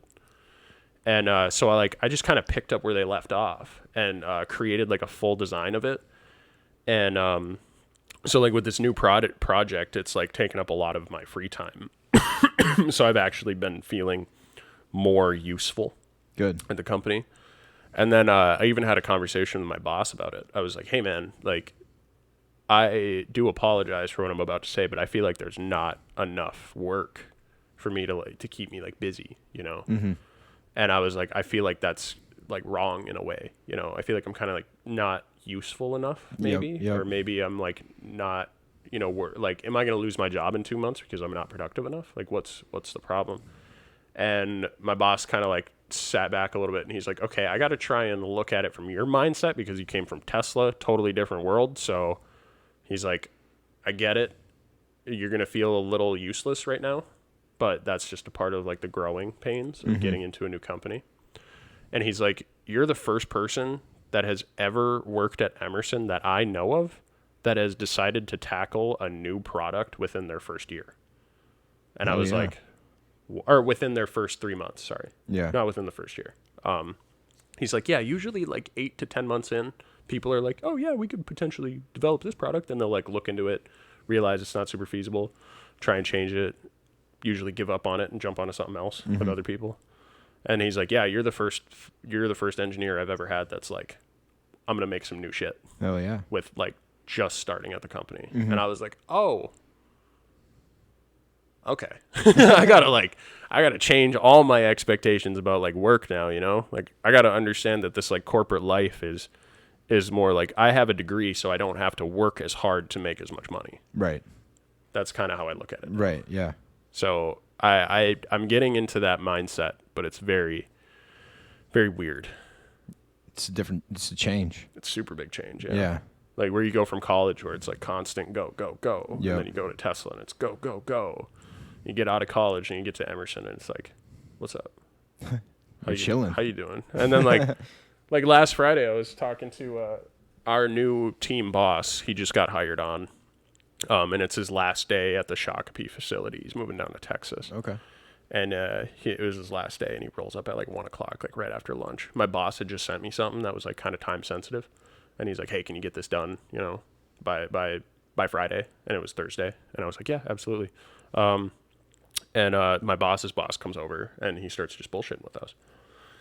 We talked for like 2.5 hours about like conspiracy theories, and like. And like President Biden and like just anything under the sun we had like talked about. Video games, Tesla cars, like all the shit in between. And like by the end of it, he was like, "All right, I'm going home." It was like 3 o'clock. He's like, "I'm leaving. It's my last day. I'll see you guys at like the picnic." He's like, "But I'm moving out that Friday." So like he's like, "The picnic will be the last time I see you guys until you guys come down and visit in Texas." And we're like, "Okay, cool. See you later." Then me and my coworker Caleb just start bullshitting. Start going on more about conspiracy theories and how like some people who don't believe in like any conspiracy theories are like, you know, naive in a way. Yeah. And we're like going on about that. And then 2 other coworkers of mine that I know that are new grads, they like come up and start talking to us. So like pretty much from noon until 5 on Thursday, I didn't do anything besides bullshit with my coworkers. Hell yeah. And then I even had a conversation with Caleb about it. I was like, "Dude, is this like common?" He's like, "Yeah, it's super common. Like we talk all the time." He's like, "That's honestly why I think I get more work done when I'm at home." He's like, "Because when I come into the office, like I'm usually bullshitting." Right. And I was like, "Fair. Yeah. I get it." That happens. But yeah, it's super cool, man. Everyone that works there is super cool. It's a really nice work environment. Super nice. It's super chill. And I mean, I'm assuming you're not working as many hours here as you were at Tesla. I mean, there's no way. No, I'm working 40 hours flat. Hell yeah. Pretty much. Got time for other things. I mean, even then, like I try to put in like 2 9-hour days so I can leave at 3 on a Friday or 2 on a Friday. A little earlier. Yeah. But even then, like there was one week where I think it was like, I want to say like my 3rd week. I was at work and I was just sitting there on my computer, like doing nothing, just spinning documents and shit. No idea what I was doing. Mm-hmm. And my boss comes over, and it was like noon. It was like right after lunch on a Friday. He's like, "All right, I'm heading out. Feel free to head out if you want." And I was like, "Well, I hit my 40 at 5 o'clock today." And he's like, "Okay, and?" I was like, "Well, I gotta hit my 40." He's like, "Well, gotta hit your 40." And I was like, "Oh, okay." Gave me some fucking air quotes. I was like, "Oh." And he's like, "Yeah, you can leave. I don't give a shit. Just say you worked 8 hours today." I was like, "Oh, sweet." Fuck yeah. So yeah, man, it's I love it. I really do. And I like the place I live. You know, me and my girlfriend are doing pretty great. You guys are in a pretty nice spot, it seems like. I still got to see it. It's not as nice as, it's a little bit, you know, more run down than this, because you guys got like this high class, like city living look. Yeah, it's pretty modern, it seems like. Very modern, yeah. Ours is modern to an extent where it's like we live in townhomes. Mm-hmm. So we live in like those European style fucking colonial townhomes, right? Okay, yeah, very tall and narrow. Yeah, like multiple levels. Yeah. Like 1 or 2 rooms per floor. Yeah. Sort of deal. Yeah. So we have like the main floor is like the living room, kitchen, and then the half bathroom, which is just like a toilet and a sink. And then the bottom floor, which is the basement technically, that's the garage. Okay. Where I have I have my workbench and my 3D printer and a bunch of all my tools and shit. Mm-hmm. And then the upstairs is the 2 bedrooms. 2 bedrooms. 2 bedrooms in the bathroom. Yep. Hell yeah. It's a fucking nice place. I'm excited to see it. You got to come over and check it out. It'll be soon. And once I get my basement all set up and I get a couch down there, and I get my table set up and I get I'm gonna have a full podcast set up in my basement. So we're gonna have fucking good times down there. Hell yeah. So we can. This is temporary, I guess. The couch is temporary. the white casting couch. The white casting couch. I mean, it's honestly not ideal for a casting. I think you need leather for. Yeah, you need leather. You can't really clean this stuff. Yeah, you're getting fluids everywhere. You need a leather couch. Yeah, so you can, get like wipe down. It gets into like the down or the cotton and the pillow. I mean, you just can't even. There's no way you can clean this. Just smells like fucking tuna and like one spot on your pillow for like a month. Yeah, we got to throw that one away. Yeah, fuck that. No, man. that's the prop pillow. That's the prop pillow. The prop pillow? Yeah, it's for propping up the ass. The casting members. You know? Oh, okay. Yeah. Yeah, the ass. You're right. You're essentially. right. So. Okay. Yeah, that's fuck it. Yeah, man. That's pretty much in a nutshell what I've been doing since pretty much we did our last podcast. Yeah. A lot of different things have happened. I guess I could say. Sure. I guess I could say right now I'm in the process of I want to start a company for sure. I just don't have a whole lot of funding to technically do it yet. Yeah. But I want to do the. I'm in the process right now of getting Minnefucking Soda trademarked. Fuck yeah. That the coasters I made you. Mm-hmm. Yeah, the coaster set. So I want to get that logo, the Minnesota outline and the Minnefucking Soda words. I want to get that logo trademarked. Hell yeah. So I have the application right now. I have to submit it. Gotcha. But it's all filled out and it's sitting on my desk. Hell yeah. I'm excited to see where that goes. I want it to. I think it could do pretty well personally, because it's like this kind of like you see a lot of Minnesota brands, right? Where it has like, it's like the Minnesota shape on a shirt and it just says Minnesota. And it's usually like a cheap, thin shirt. Right. That you see at like some souvenir shop in Duluth or Twin Cities or whatever.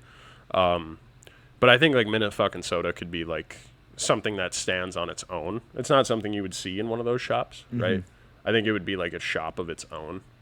And with that logo, you can make, literally anything. You can put it on a hat. You can put it on a shirt. You can put it on a fucking dildo if you wanted to. You can put it on cup holders. Or, sorry, not cup holders. Coasters like I have now. You can make like posters of it. I think if you do if you do end up making it a thing, I think I'd want to position in your dildo department. The test engineer. I want to be the chief operator dildo department. I want that to be my title. Chief operator dildo department. Yeah, the executive dildo department debutante. Debutante. Yeah. The deputy dildo. I forgot I brought him over here. I guess we could show him. Oh yeah. We could show these. It's not bad, but yeah, you can't even fucking see that. That's only for people on video. You want to? Right there. Yeah. Yep. Hell yeah. Yeah. YouTube.com. Boys will always be boys. Boys will always be boys. Gotta plug it again, Yeah, man. I wanna turn this into a clothing company, and obviously Isaac is the the catalyst for the inspiration. Oh yeah. Or he might even actually be the inspiration for me wanting to do this. I've wanted to do this ever since I went to Budapest, and I saw the Buddha fucking Pest clothing line. Yeah. Ever since then, I was always like, Minnefucking Soda would be tits. Hell yeah. Ever since then. Yeah, because Buddha fucking Pest, I know that I think Terrell and Maddie, or one of them or both of them have like a shirt or hat from there. Sweet merch. I had a pair of sunglasses and a hat from there, and I left them on a train in Italy. Oh no. I was so pissed. I was so mad. It was like $30 for the fucking hat and like $40 for the sunglasses. Fuck. Yeah, that was bullshit. But shit out there. God damn it. I know. It was bad. And at that time, like, you're like, oh, I got my stipend, my weekly stipend. I'm gonna spend it all on this merch. Yeah. Just gone. Fuck just that. Bye.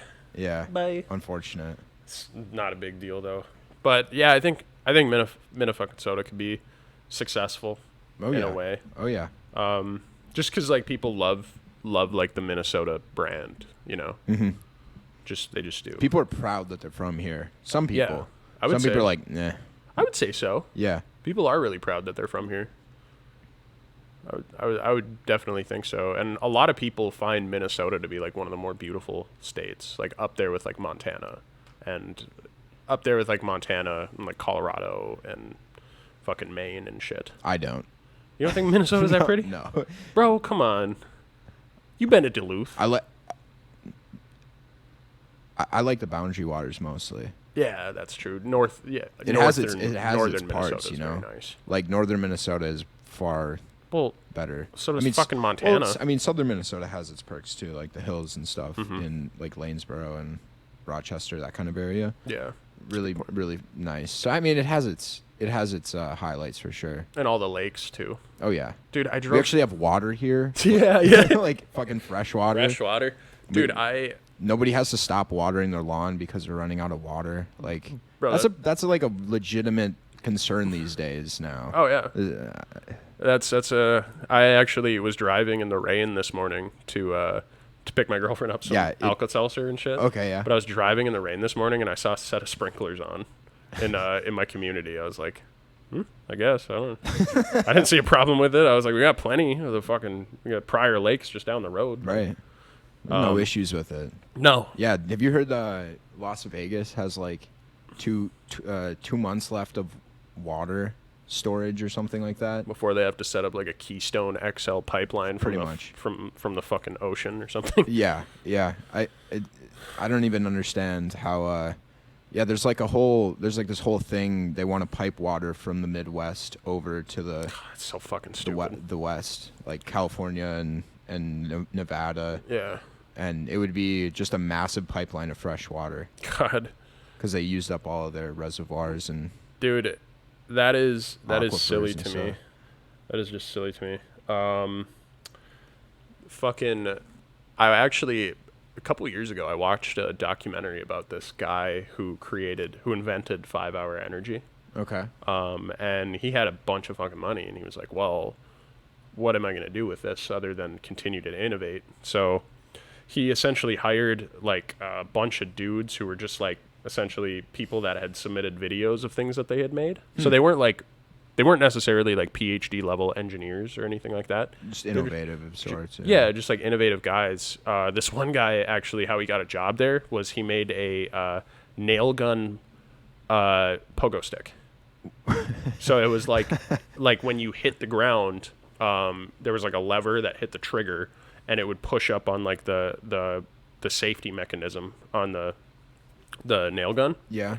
And it would just shoot air straight down into the cylinder, and it would bounce you up. So you could just like hop on it and go and like launch like 12 feet in the air. Dude, I thought this was like a product for like roofers. No. Just like, hey, Paulo, go get the nail guns. He's like bouncing on the bonk, bonk, bonk, bonk. That's smart, dude. That's actually genius. On like a roof 30 feet up, just like a Mexican guy. Doing, doing. So random. Oh my god. No, he made it so that you could just like jump higher, and so they hired him for it. And one of the products they had actually created was like a super. It was like an industrial distiller. It essentially would take in salt water, and it would evaporate the water up, and it would be collected in like this vent, and then it would flow down. All the water vapor would flow down through this pipe, and it would condense back down into water. So the salt would be left in the reservoir at the bottom, and then it would go up through the pipe, and then you would have you would have non-salted water, but you'd have distilled water. And that's always been like a major problem, is like we can distill water, but we have a hard time making it into drinking water from distilled. Well, yeah, because you don't want to have to add ions back into it. Yeah, essentially. Yeah, and make it non-corrosive, because distilled water, it essentially all the ions are out of it, so it actually becomes corrosive when it gets in pipes. Yeah, and that's hand in hand with like the Flint, Michigan problem. Yeah, is what happened. Like they got a new RO, which is reverse osmosis process. It takes all the ions out, goes through this membrane, and then it becomes distilled water essentially, and then it went in the pipes, and because it has no like charges in the water, water becomes corrosive, so it wants to latch on to stuff. It adds ions back in, hence the lead being like added into the water, and that's why they have really shitty water there. Yeah, because it corroded through the pipe and then got to the lead covering. Yeah, yep. But anyways. Yeah, so it pulls the ions away, pulls electrons away, essentially, yeah, and decays the material. Yep, so distilled water from this process then. But that's why you don't want to drink it. That's why you don't want to drink distilled water. It'll pull your ions out. Right. With you. But yeah, you'll feel hungover if you drink distilled water. It's fucked up. But what they did was they developed this weird cellular like membrane thing that the water would pass through, and it would allow the ions to be reintroduced essentially. Reintroduced, yeah, essentially into it, so that like at the end of it, you could have hyper purified drinking water. Yep. And it was pretty efficient too, because it used a lot of the heat that came off of like the water vapor to actually heat the reservoir. So they would run the line through the reservoir. Okay. To essentially cool the water, but also dissipate the heat into the major reservoir. So they were like saving on energy costs and stuff like that. Yep. Well, they have already developed this, and it's been developed since like I think like 2016 or something like that. Okay.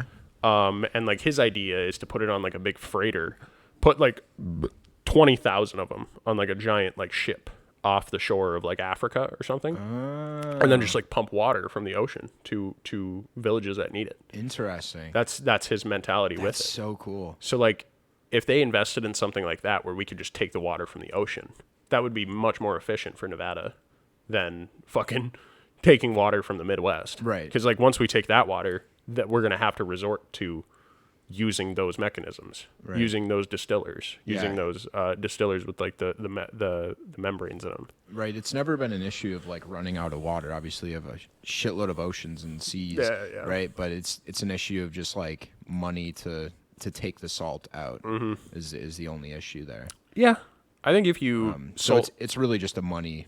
Because it takes a lot of energy, which energy is cost. But the pumps to get the water from the Midwest all the way to Nevada, it's going to take a lot of fucking energy too. Yeah. Is that energy? I mean, I guess you could do some math, but you'd have to equate to like what's going to take more energy to run pumps 365 days a year, just pumping fucking 10,000 gallons of water a day to Nevada. Right. Either way, you're going to have to put in a massive pipeline. Yeah.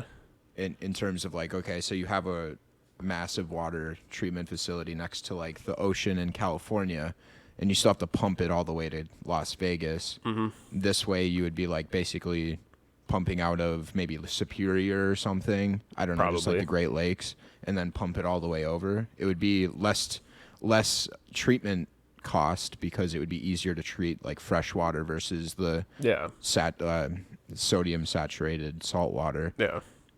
So I guess, you'd weigh those options and then figure out which is the best alternative. My opinion is... It's probably cheaper to get it from the Great Lakes. That's probably... I would pretty much guarantee it, yeah. I think in terms of, like, it's California... I hate to say it, but it's like, it's California's problem.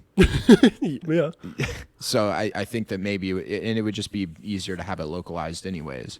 Because there can be leaks along the way. There's going to be leakage from the lakes. And, like, what's to say that the... Superior won't run out. Like, why not just... Yeah. I don't know. Yeah.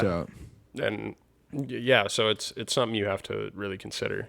But it's an interesting problem. Nothing we'll have to worry about right now. Yeah, they said that. They said that, and then they were like, "Oh yeah, we're out of water." Like Vegas was like, "Well, we don't got to worry about it."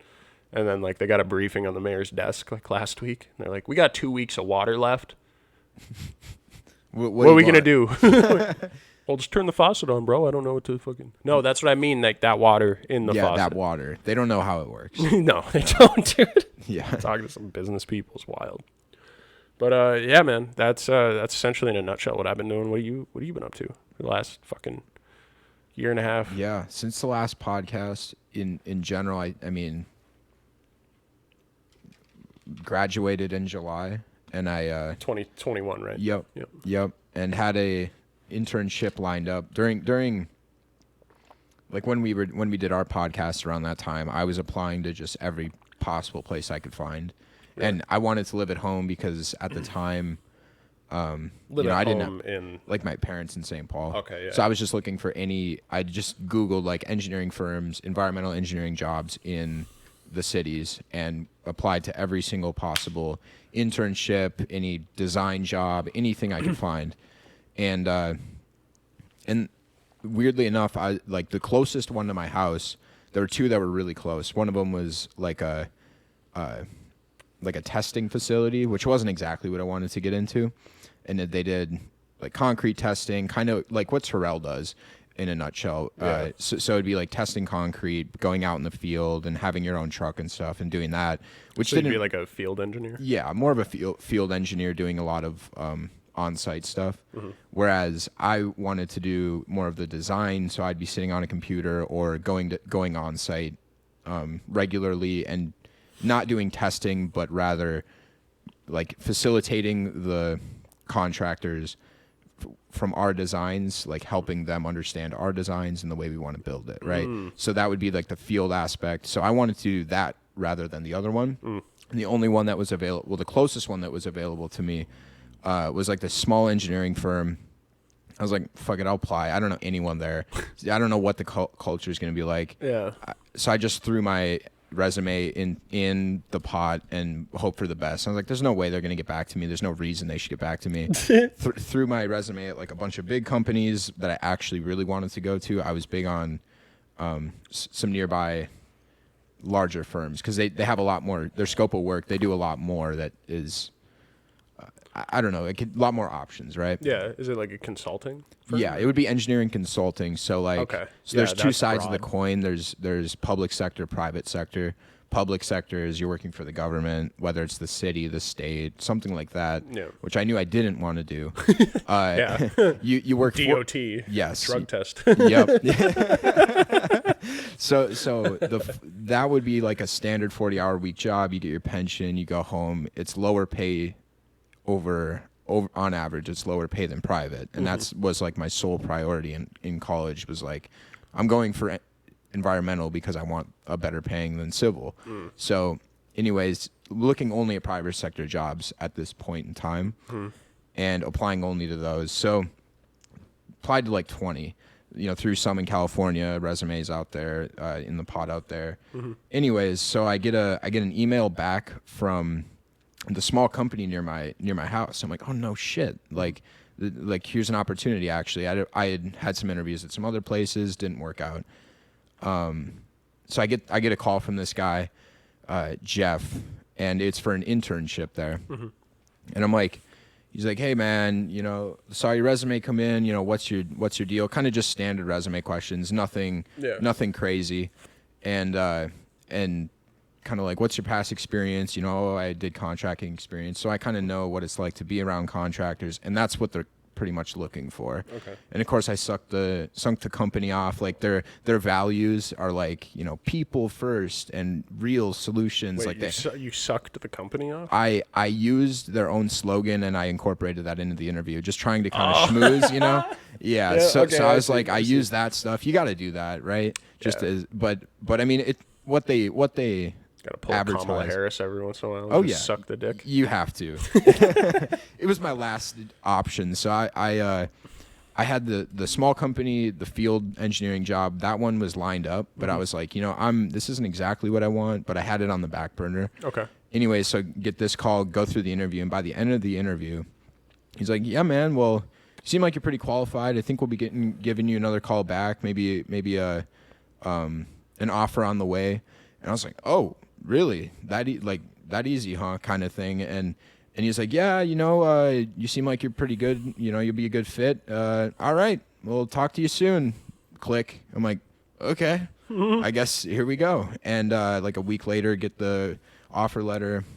Not like crazy pay, but it's my only option other than this other one. And it was taking less pay than the other job, but it was more what I wanted to do. I knew that this internship could lead to more. Yeah. So, well, just to go off of that right now, Jenna, Jenna, right? Yeah, yeah. She's essentially doing like field civil engineering work, like you would have been doing. Yeah, yeah. And she's been sent down to Texas like 3 times now, where she spent like a week working 7 in a row, like 12 to 16-hour days. Yeah. She was telling me about that when we were at Topgolf.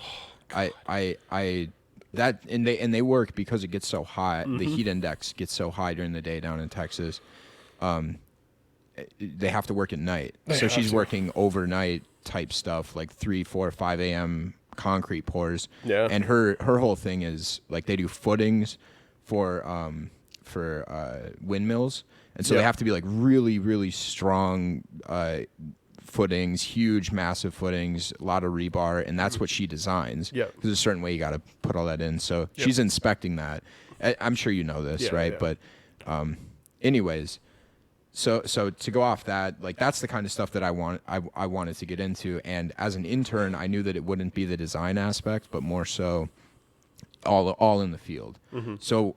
So I get done with school. I have my one summer class. When I say I graduated in July, I actually I walked in graduation in May, and then had my one summer class that finished in July.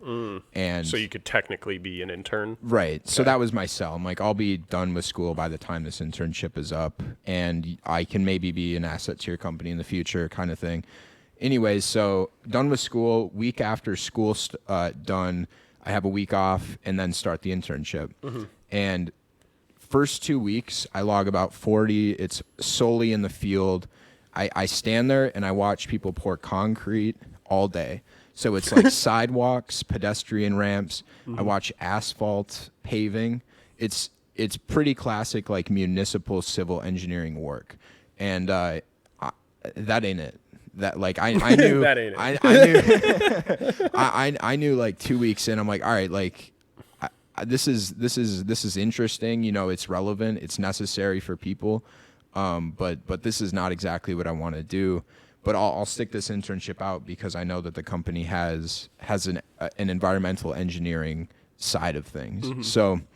So I like a month in, I'm starting to work more to the 50 to 60 hour week range, somewhere in there. And that's usually we cap out at about 70 hours. Like, you know, you'll be working, our guys will work 13, 14 hours a day, 12 hours in the field, and then they'll go into the office for 2 hours to do paperwork. Mm-hmm. So it really maxes out at about 70 if you're working a Saturday or something. Yeah. And I was hitting kind of the mid-range of what people generally hit at the company, which is that 50 to 60 hour range. And I was just sick of it. All outside, 90 degree days. Ugh. Anyway, so it's getting towards the end of the internship, a month or two in, and was this around Friendsgiving when I had last seen that was like the first time I had seen you in like a year? This is midsummer. Friendsgiving would be November of 2021. Yeah. Or so we did it in December. I'm trying to think. We did it in December, so your internship must have been up by then, and you must have been in full time by then. Yep. Okay. Yep. Yeah, so we're getting to that. So then, so the guy, my boss Jeff at the time, he offers me basically a full-time position in that same role, and I'm like, you know, I really appreciate the offer, but what I truly want to do is get into the environmental engineering side of things. And he's like, "You sure? Come on!" Like trying to work it and all that stuff. So I'm like, "Yeah, I mean, I hate to say it, but like I'm not super into this stuff. I want to get into that side of things." So all right, well, you know, I'll make a call or two. And by the end of that week, I had already had a phone call interview with like the HR lady, and. They like set that up, and she's like, okay, so what do you want to do? And I give her the lowdown. I'm like, I want to work on water treatment plants, wastewater treatment plants, water storage. So that'd be like water towers, stuff like that, mm-hmm. where it's bigger scale, larger projects, more interesting stuff. Yep. And she's like, okay, yeah, sets up an interview, and it's an in-person interview. So on some Thursday, I meet with the board member on the environmental engineering on the company board. He is the environmental guy on the board, mm-hmm. and then who would be my immediate boss, Jake, is then the other guy in the interview. So it's just the three of us sit down and why do you want to work for this company? You know, just kind of classic questions. Mm-hmm. And about halfway through, it kind of switches more to like, yeah, what do you do for fun? And it becomes more because we get through the standard stuff, and I think they liked what they heard essentially, mm-hmm. and you could use all of the past experience. I know how the company works. You all right? Yeah, I'm good. Sorry, it was just no, yeah. So anyways, we get to the second half of the interview, and it's just kind of BSing, and he's like, board member looks at Jake, and he's like, so we'll be he like kind of gives him a nod, and I'm like, I clock it all, and I'm like, okay, and he looks over at me, he's like, well, I think we'll be sending you an offer letter pretty soon here. Wow. And so just be looking out for that, but just keep up the good work, and you know, shake both their hands. I'm like, what the fuck? I just got a job. Like I got a full-time job and what I want to do. Sweet. And so just flash forward about a month or so, I start I start the new job, but I continue a little bit of the old work to finish up some of the projects, but I'm starting to get more of a workload in the environmental side of things. So I'm doing kind of the bitch work for the environmental side. Yeah. Like all the stuff my boss really hates doing, he sends to me, which is all stuff that needs to get done, but it's the bitch work. It's the bitch work. Yeah. So for sure. Yep. So I start in September. It actually worked out where mid September I had an Iceland trip planned, and so up to that trip I was an intern, and right when I got back I started my new job, and started the new job, new pay. That's really nice. Hell yeah, it worked out perfect for timing, and then so yeah now I'm working the full-time job doing environmental engineering work, and have been doing so for almost a year now. It's like 10 months or something at this point. Pretty close. 10, 11 months at this point. Yep. And I like it a lot more than the other stuff. It's in field a lot of the days, but I don't have to be on site for 12 hours a day doing the, like, with that other prior job, it was inspecting every little piece of thing, and with these jobs we just let the contractor do their thing, and we are facilitating very little about our design. So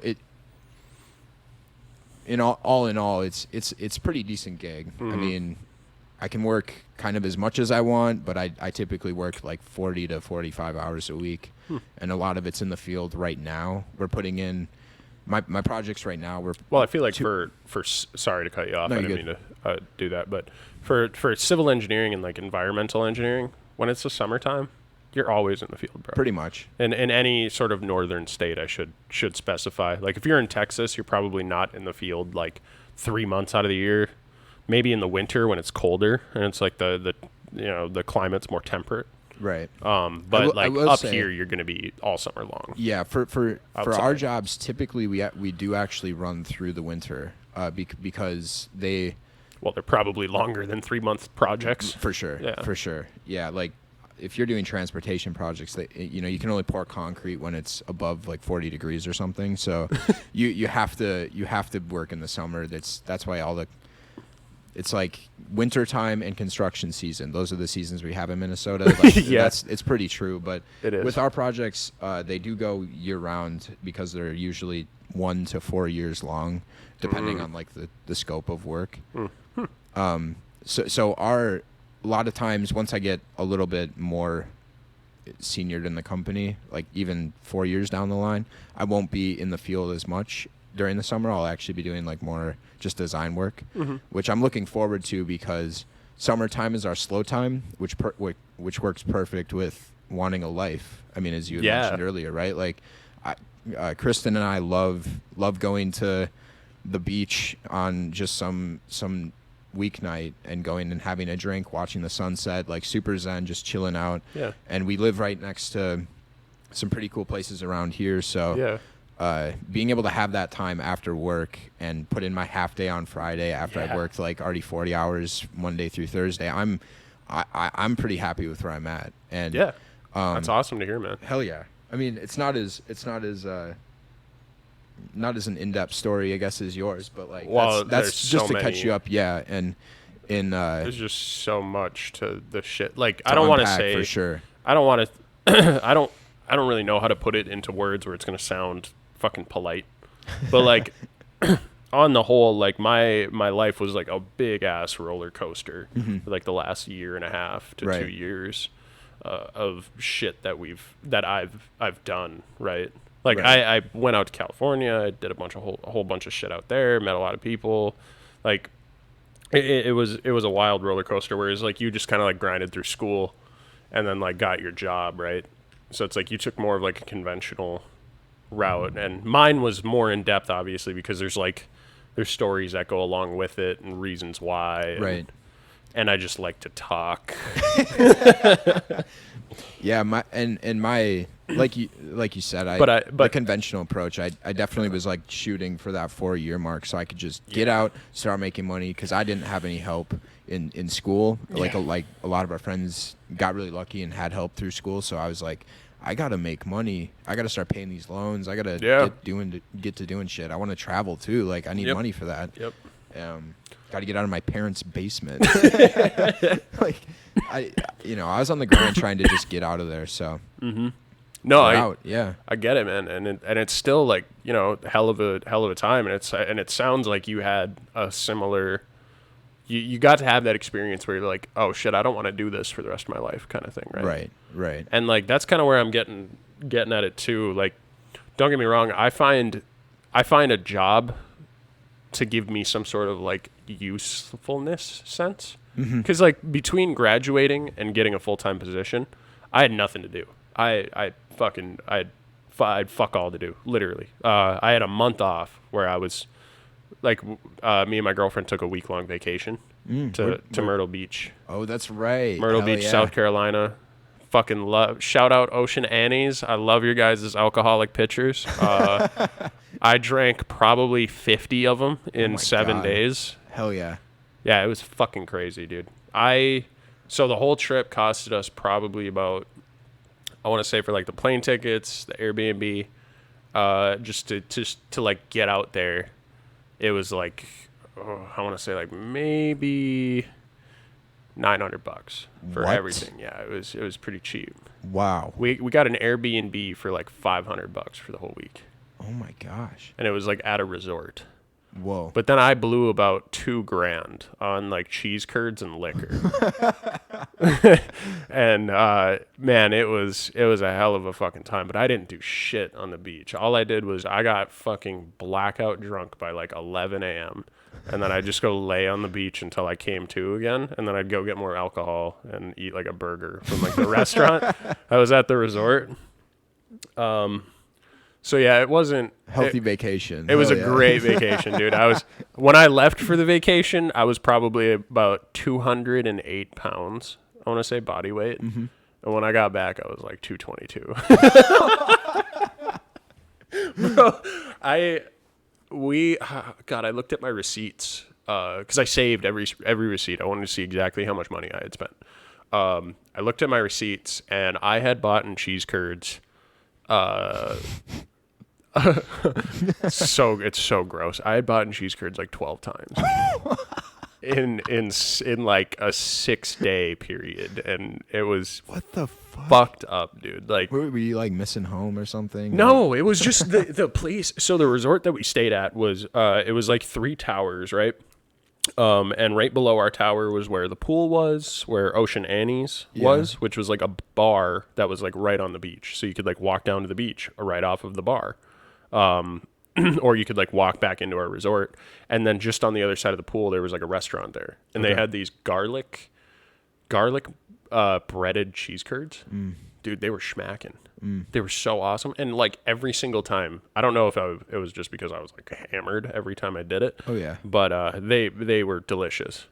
And then we got this place called like Bojangles, which is like Popeyes of like the East Coast. Yeah, I've heard that's super good. Dude, I spent like I had like a DoorDash certificate for like $30 off a $50 order.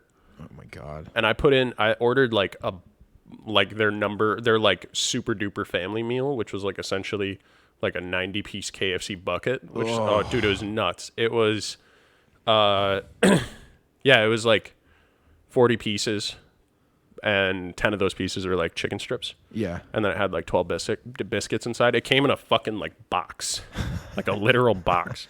And I like walked up to the room and we ate that for like 3 days. Like, oh my god, it was awesome. It was so good though. Like getting it fresh was so schmacking. I ate so much goddamn chicken. I just passed out by like 7 p.m. like the first night we were there. No, so I had a month off, and I took about a week off between school and the vacation. And then I got back from vacation and I was just this like fat slob, and I was like, God, I need to do something, but there was like nothing for me to fucking do. So like I just went to the gym every day. Mm-hmm. I was like working out, but that was like the only thing I did other than like going out to like bike and hike and shit like that. Yeah. But I felt like I felt useless to the point where like I didn't even want to go do those extra things anymore. Whoa. I was just like celibate as fuck, dude. I was just like stuck at home, like laying in bed, like just on my phone. Yeah. Like I looked at my screen time over those like 2 weeks I was back, and my screen time was like 8 hours a day. Oh. And I was like, oh fuck, this isn't healthy. And it was. Where were you at? Where were you at? I was just back home in Cloquet. Okay. I was just back home and Jay chilling. Yeah. Just not doing anything. And God, I felt like such a piece of shit. And now that I actually have a job, like I find myself being way more productive. Mm-hmm. Like, for example, my work had this thing called a red tag auction where they sell off just like random manufacturing production level things because they're like, we don't use it. Might as well get rid of it. Right. You know, sell it off to the company people. Mm-hmm. So they held this auction and, I dropped about $140 on the auction. Keep in mind, most things in this auction either go for like $10 or they go for like $500. Yep. So they sold this like 4,000 pound crane lift. Sorry, it's like one of those lifts with like the big blue like A-frames that go up to the top, and then it's got the lift that goes like all the way across. Thing's fucking massive.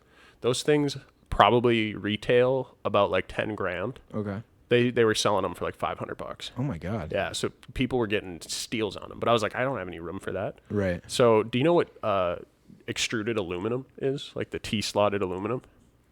I don't think so. It's like an aluminum bar that's like hardened to shit, and it's got like if you look at the cross section of it, it kind of looks like a star, or it looks like an X almost. Where like the X's have like flanges that come off. Yeah, I know exactly what you're talking about then. Yeah. So it's got this like pocket in it where you can like run a bolt through it and like bolt them together. Mm-hmm. So they were selling a bunch of different like shit that was made of that stuff, and I was like, holy fuck! Like I looked online, you can get a 6-foot piece of 1.5 inch by 1.5 inch by 6 feet long section of it for like $60.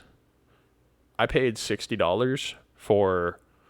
I want to say probably close to like 100 feet of that shit. All different segments, all bolted together in different ways. But I was like, this is a fucking steal. So I bought like 4 of them and ended up spending like $140. But it's like all super useful. Like the other night, so I got it on Tuesday. I had won the auction of those 4 things. I stayed at work from 5 until like 10 o'clock, taking it all apart. And I brought it all home. And then that Wednesday, I, after work, went in and built my workbench and like assembled a bunch of shit. So I made a table for my big ass 3D printer out of that stuff. Oh hell yeah! It's super like durable, but it's a lot smaller, so I can like put my 3D printer off in the corner and not have to worry about it. Yep. So I have that there, and then I have my workbench, which is just fucking phenomenal, dude. It's so cool, and it's like modular too. So like when I move, I'm just gonna take it apart, throw that shit in my car, right, and then build it up at my next place. Hell yeah! So it's killer. But I find myself when I work throughout the day, even if it's like a shitty day of work where like I didn't do shit all day and I just sat at my computer and replied to emails essentially. Mm-hmm. If I find it to be one of those days, I can still go home and be productive. Right. I'm still more productive than I was. Good. So that's all. That's one thing I did actually want to talk to you about was like when you find yourself not having anything to do throughout the day, do you think that like the rest of your day, you just find yourself being like less and less productive? You know? Let me think about it. Like, God, I tend to fill my days or weeks with so much shit that, like just hanging out with people or, I don't know, training, working out. Mm-hmm. Yeah, you're training for a marathon, aren't you? Yeah. To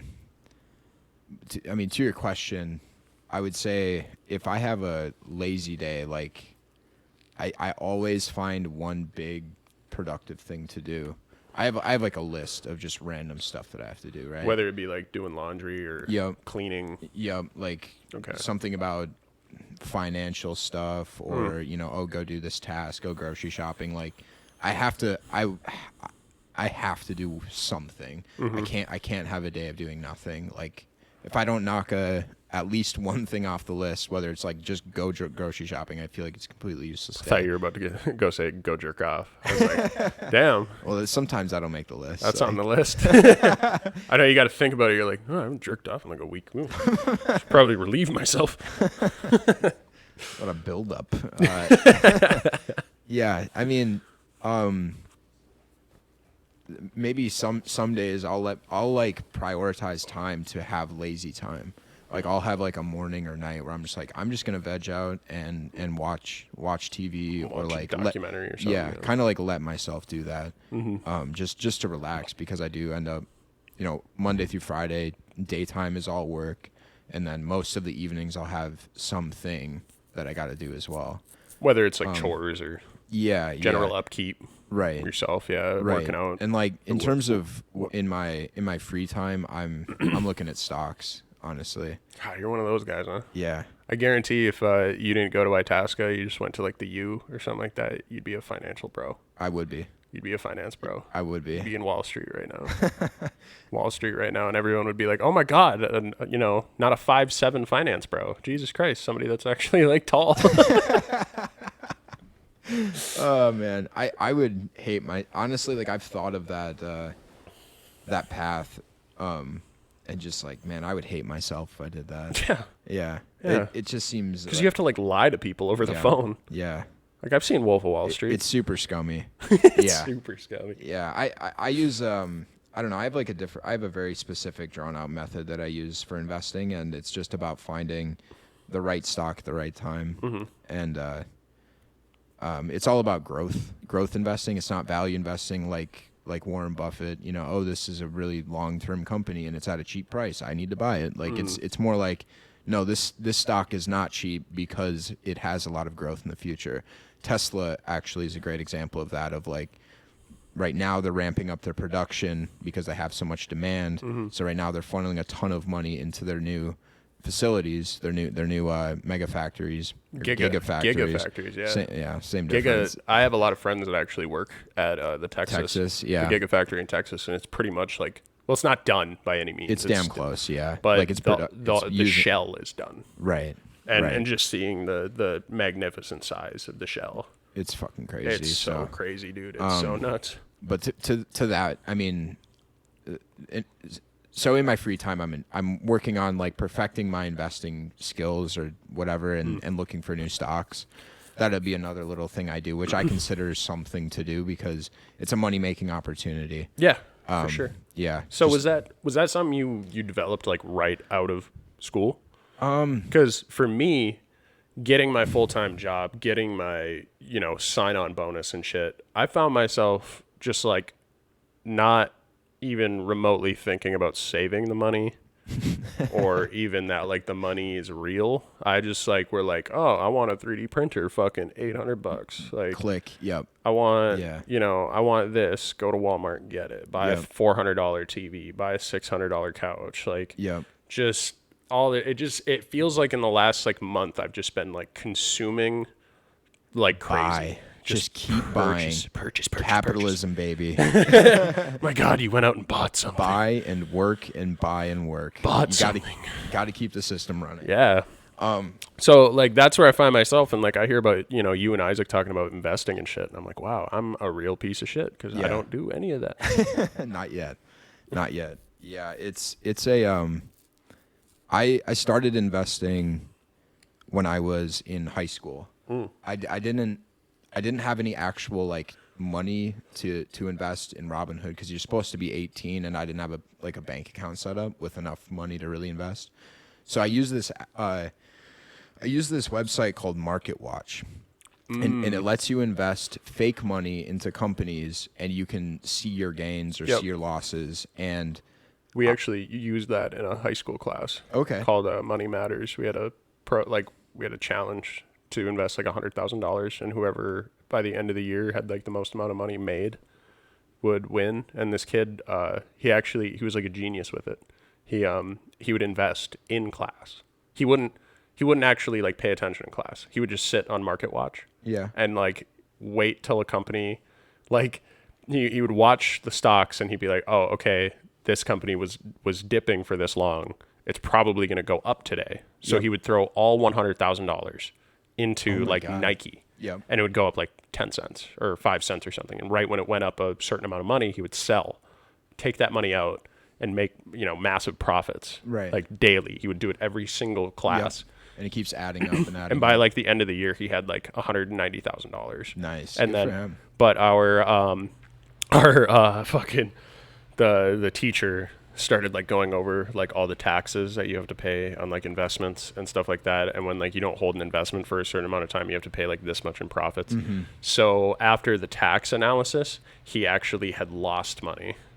Really? Yeah, it was fucking crazy.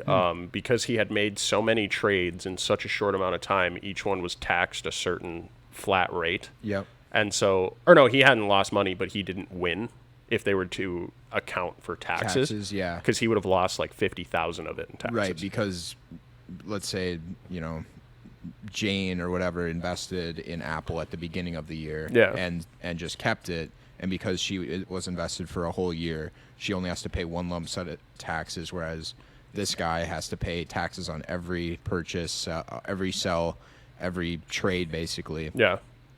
And so so he ended up coming out lower than other people. Interesting. Yeah, it was wild. Yeah, that's how it goes. And so on Market Watch, they had like a beginners program that would have their fake stocks that would go up they would go up on, they would start at like $100 on Monday. Tuesday would be at 125. Wednesday would be 150. Thursday would be at 125. Friday at 100. And he would do that every single day.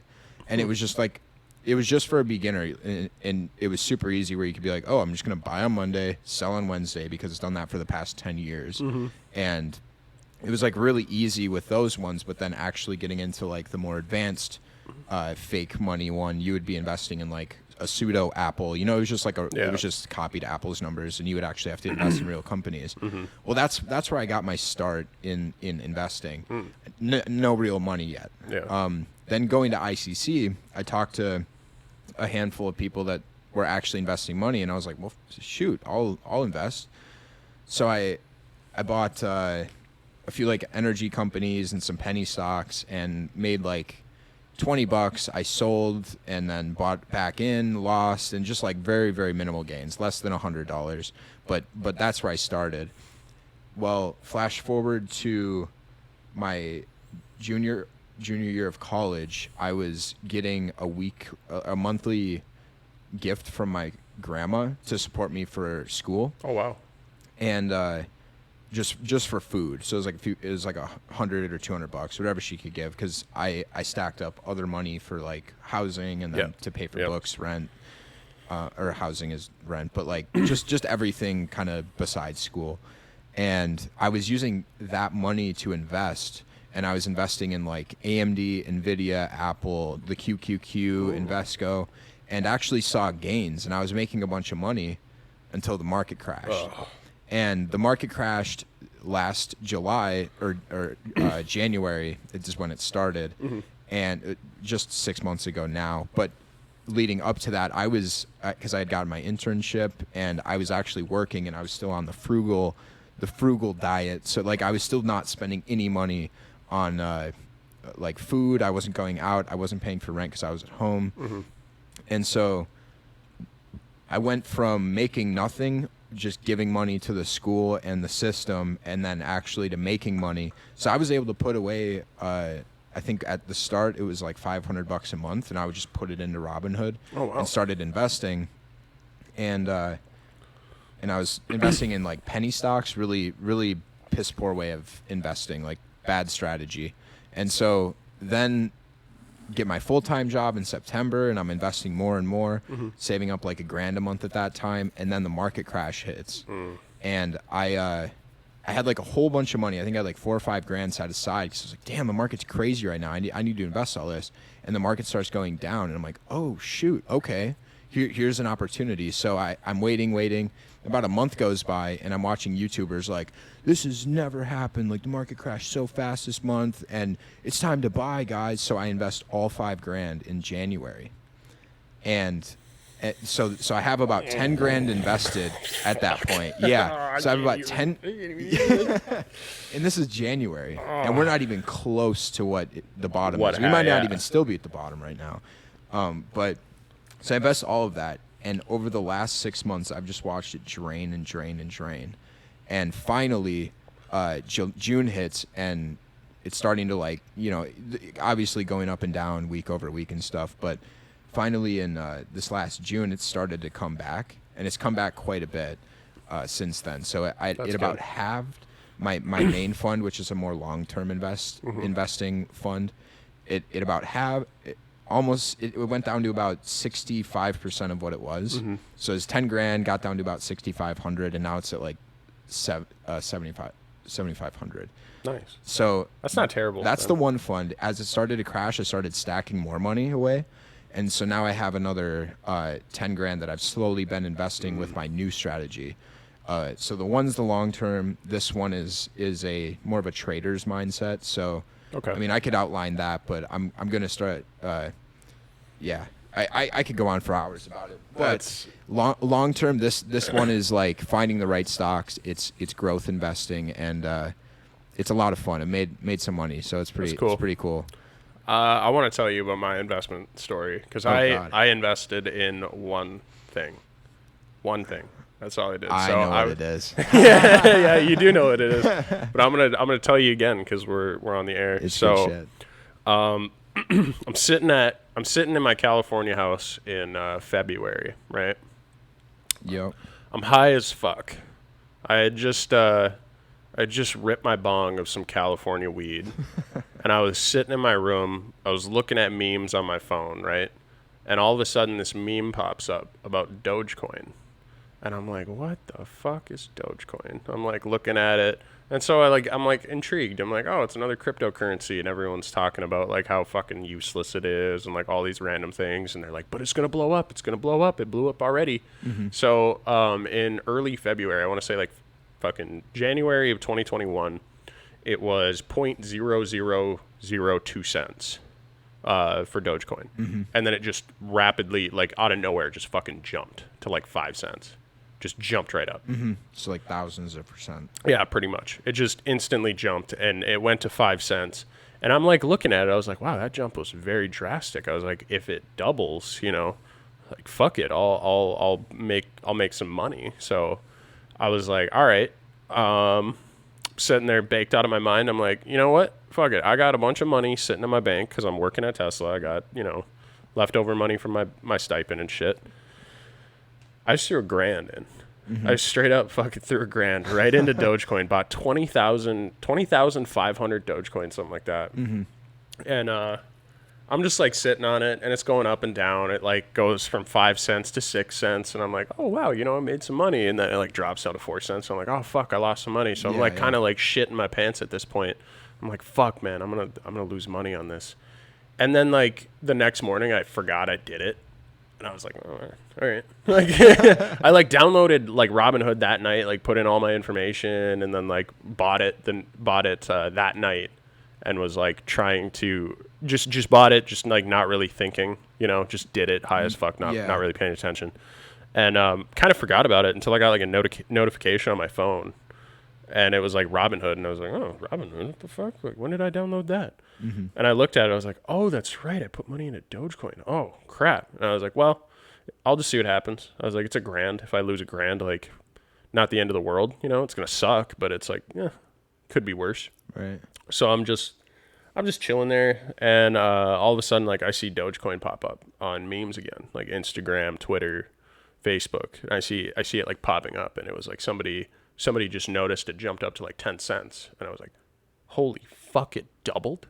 Right. And I was like, whoa, it doubled. And then it just continued to grow. It just continually grew all the way up until I want to say like May is when it peaked. May of 2021 was when it peaked. Yeah. And it peaked at 75 cents. Jesus. I had $15,000 sitting in my Robinhood account.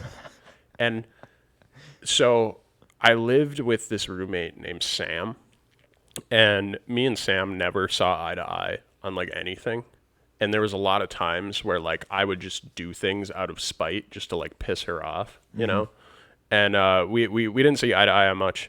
And I'm talking about like how much money is sitting in my Robinhood account right now because of like how high Dogecoin was. And I was like, dude, I got like 15K sitting in Robinhood and I only put in $1,000. Like I made, 1,500% profit on this. Like just not knowing anything about stocks, just investing high as fuck one night because I was bored. And she's like, oh, well, it's a she's like, all my crypto friends say it's not worth it. Like, it's a shitty coin. Like, don't do it. It's a scam. Like, it's a scam coin. And I was like, no, it's going to hit $1. And like, that was my mindset. I was like, when it hits $1, I'm pulling it out. Yeah. Well, it starts going all the way down, and it drops from like, it goes all the way up to 75 cents. And then like half a week later, it's down to like 50 cents, 55 cents. Yeah. And like, I'm sitting there thinking like, fuck man, that's a lot of money just sitting in my account. And then like, I look at the new laws that were passed on crypto and the sort of profits that you made. And this was passed in like January 2021 or early 2020. I'm not sure, but the law had already passed. So if you invest in crypto and you hold it for less than a year, you have to pay like 40% taxes on profits. Okay. And I was like, fuck, if I pulled out $15K, I'd have to give like $6K to the government. Right. I was like, fuck that. I'm not doing that. So I was like, I'm going to hold it for a year, see what happens. If it goes up, or if it goes up more, great. If it goes down, whatever, still made a profit.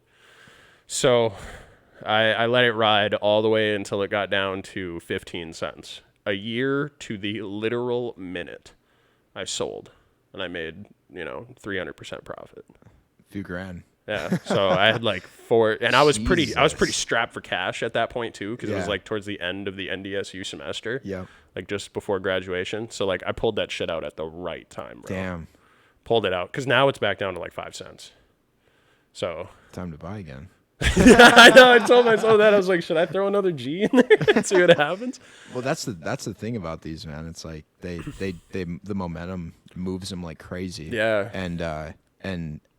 And taking it out, I guess, at the right time is just luck, really. But well, no, I didn't take it out at the right time. The right time would have been when it was 15. At 75 cents. Right. But I mean, then I would have made. Because party is like, oh, it could keep going up, it could keep going up. Exactly. Like, yeah, you got that in the back of your head, right? You don't know.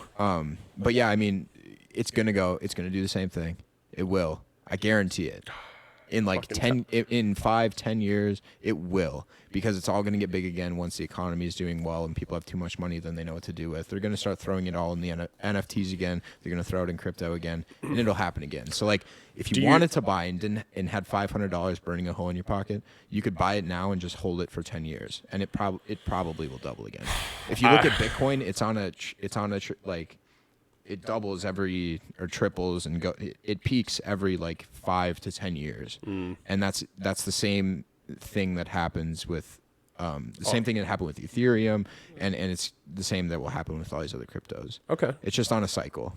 Just as the stock market is, right? I mean, it hits a peak and then it crashes and then it'll ride for a while and then hit another peak and crash, and it's just like, it's all cyclical.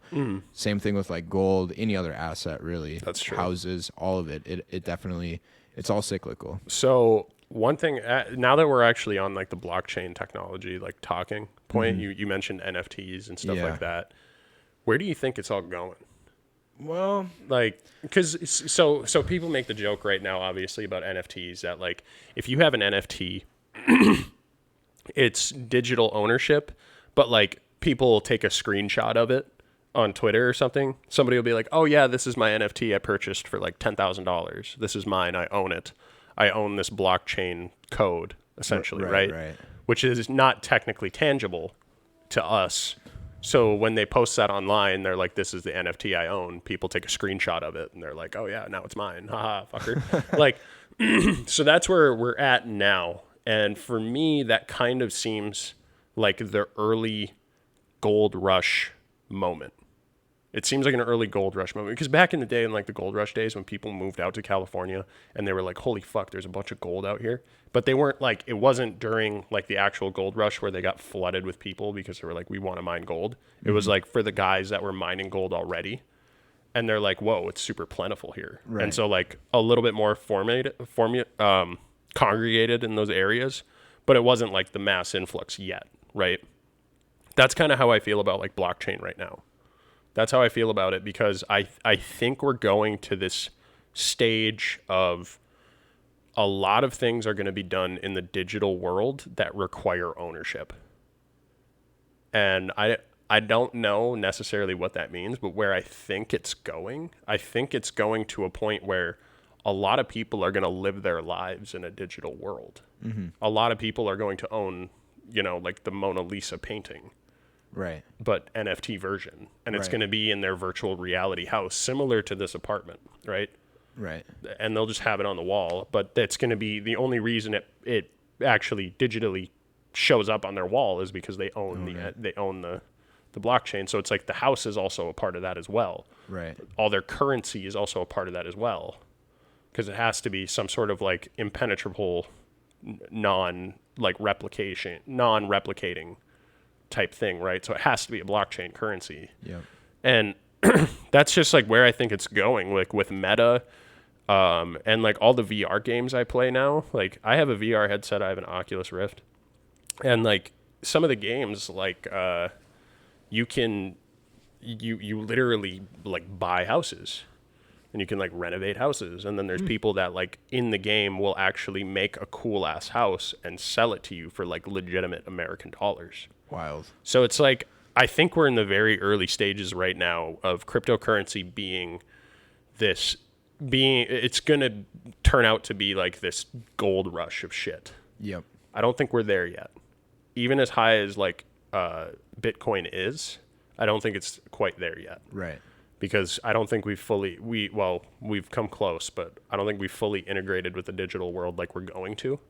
Because I think we're going into like some Ready Player One shit. I think that's a possibility, right? I mean, it's definitely a possibility, but it seems more probable now with like all the shit that's happening. I agree. I think it's more probable. And it to answer your question, I mean, I've thought about it for when Meta was kind of, a lot of these stocks really moved because of publicity, because of the news, and Meta coming out with their new idea of like Facebook coming out with the idea of Meta and it being a whole virtual world where you own digital assets. It all depends on where people want to go. Because if people want to go to the virtual world and they like that idea, then it's going to work. Well, why wouldn't people want to go to the virtual world? Because I'd rather own the Mona Lisa than own a digital copy of it. Yeah, you and I would. Yeah. Guaranteed. And I certainly think there's where are you going to spend more of your time? Real world. You think so? Yeah. I mean, I think my kids might spend more, like if I have kids in 20 years and they're becoming adults, maybe that with that generation, it would be wanting to be more in the virtual world. I mean, when I was in college, I played video games all the time. I'm in a virtual world. Yeah. And people that I know spend a hell of a lot of time in that virtual world. I mean, opening up my phone, opening up YouTube, we're already in a virtual world. Yeah. Pretty much, yeah. We're already pretty much in it. It's just a matter of like, do you want to have a headset on that brings you to another, like you can have your dream house, but you have to pay for it with essentially American money, whether you have to buy crypto to then buy the thing, but it's probably way less expensive to buy a digital dream house, right? I don't know. I mean, in the beginning, it will be for sure. Yeah. Like right now, if you wanted to go build your dream house in a video game on VR, it's possible. You can do that. Right. I guess, yeah. I mean, it's weird. It's really weird. It depends on where society wants to go. Because if society loves the idea, then it will take off. I don't see why it wouldn't though. I don't see why people would.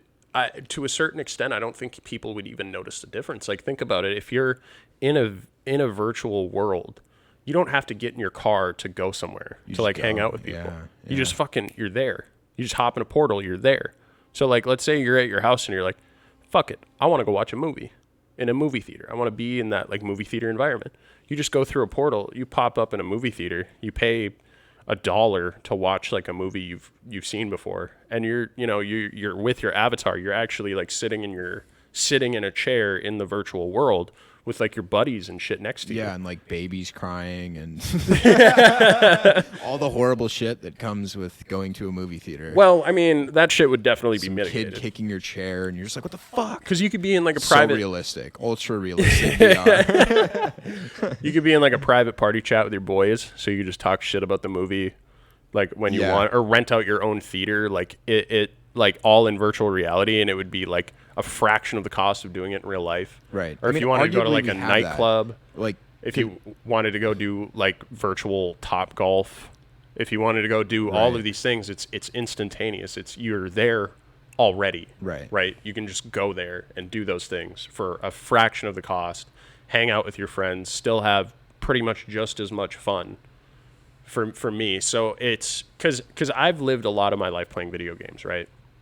And it's a lot different than how my dad lived. My dad played video games, but he played fucking like the Nintendo game, like Mario. He's a wizard at Tetris, like those games. And I get it; they're not extremely stimulating, but it was to the point where it was like just a more advanced digital board game, right? And that's what he liked to do. But then once he became an adult and he was like, oh shit, I got a job now, like the things that occupied him were in the tangible world in real life. Like he'd spend his time in the workshop working on shit, going to work, watching TV at home, right? Like doing all of the things like that. But since I've spent so much of my childhood and even my adolescence and my young adult life playing video games, a lot of my entertainment comes from virtual things. So why wouldn't I be able to have, real life entertainment in those virtual worlds? Like if I could go to a comedy club by just putting on my headset, I would much rather do that than going to a legitimate comedy club. Yeah. Because it's just far less work. If they could emulate literally every sense, then I would, Yeah, and it's probably going to get to that point. Yeah, but there is a certain thing about going to a place and taking in the smells, what right you now. see and now it is, but I feel like technology is going to advance to the point where it gets to there. Yeah, it could. Right. I think it'll get there for sure. Do I think it? Will I ever be won over? I don't know. Will I ever be won over? Probably not. I like the real world, and me. I do, yeah. And me too. Like I do. I know people that spend all day on Discord playing video games, waiting for their friends to get online. Like I have friends that do that, and it's like when I hop online, boom, they're in the group chat. They're in the chat with me almost a minute after I join. Right. Yeah, they living in like that virtual world in a way. Yeah. Yeah. Like they have a job, but they do nothing else other than go to that job and then come home and play video games, right? And hang out with their friends in a virtual sense. And like, don't get me wrong, in a lot of ways that has subsidized a lot of like the loneliness that people have felt in the past. For sure. And I think it's great. I think it's an amazing, amazing technological advancement to just like sit down and be able to like have that experience with your friends while you're all playing a game together. Like that is just so bananas to me that we have this technology and we just take it for granted because we're like fucking COD hackers and these fucking sweats in Apex. God damn it, I can't even play this game anymore because there's so many fucking professionals just who play it for a living. Honestly, though, so it's made video games annoying. It has how good people get at it. It really does. It's a so fair bad, point. dude. I mean, fair point. It's so bad. Oh my god. Like I was playing Apex the other day and I encountered a guy that just like was quick scoping me, but he like never missed. And I was like, I was playing like one of the smallest like hitbox characters and like one of the fastest moving characters too. And it was like every time he shot at me, dude, it was like boom, my shields are down, and I'm like fuck. And I'd like go run around a corner and hide, and I'd hear them coming, and I'd go take off, and I'd get sniped from like 500 yards away. And I'm like, dude, people are just so good at video games now. It's a whole different world. And I guess to like keep playing those games, you just got to get better. But yeah, I mean, do I think we'll go to I don't know if like Meta's whole idea of it is it's a first iteration at a mass virtual world. Mm-hmm. So like, I don't know that Meta will perfect it, just as like Sears didn't perfect the strategy of supplying like all home goods to people. Amazon has now perfected that. That's true. Right? So I think like Meta's on track for doing something that's completely revolutionary and could change the world in a good way, obviously in a bad too, but there's going to be negatives that come with it, right? But, of course. But I mean, I think being able to basically hang out in person with like your family member or friends that are around the world, that's a really, really cool thing that they could capture. Yeah. And you're right. Like you made a great point using the Sears analogy. That's a fantastic point. 'Cause I mean, before Walmart, there was Kmart's. Right. Like, and Kmart was essentially exactly what Walmart was doing, but Walmart perfected it. Right. And that's why Kmart, is dying and Walmart is thriving. Capitalism, baby. It's all about like, I mean, yeah, the biggest, it's like the music industry, right? Like, one of the biggest sayings in the music industry is it's not about like how good of music you can make. It's how good you can take other people's shit and make it your own music so that nobody knows that you took it. Right. It's that's facts. Because I'll listen to people and it's like, this sounds eerily similar to this song that I heard when I was a child. Yeah. And like I'll like turn on whatever song it is. Like Drake has some songs. I'm like, this is like a child song, but he made it into a rap and used the beat from the childhood song to now make it like amazing. Because some of his songs are bangers, but very talented. Yeah. Yeah. But same thing whether goes for him or capitalism. not, but yeah. I don't know. Same thing goes for capitalism, right? Right. Like they were selling books online before Amazon. Yep. Like I'm pretty sure Audible was the most. Audible's owned by Amazon now. Maybe they bought them out. Yeah. I think so, but Audible was early on.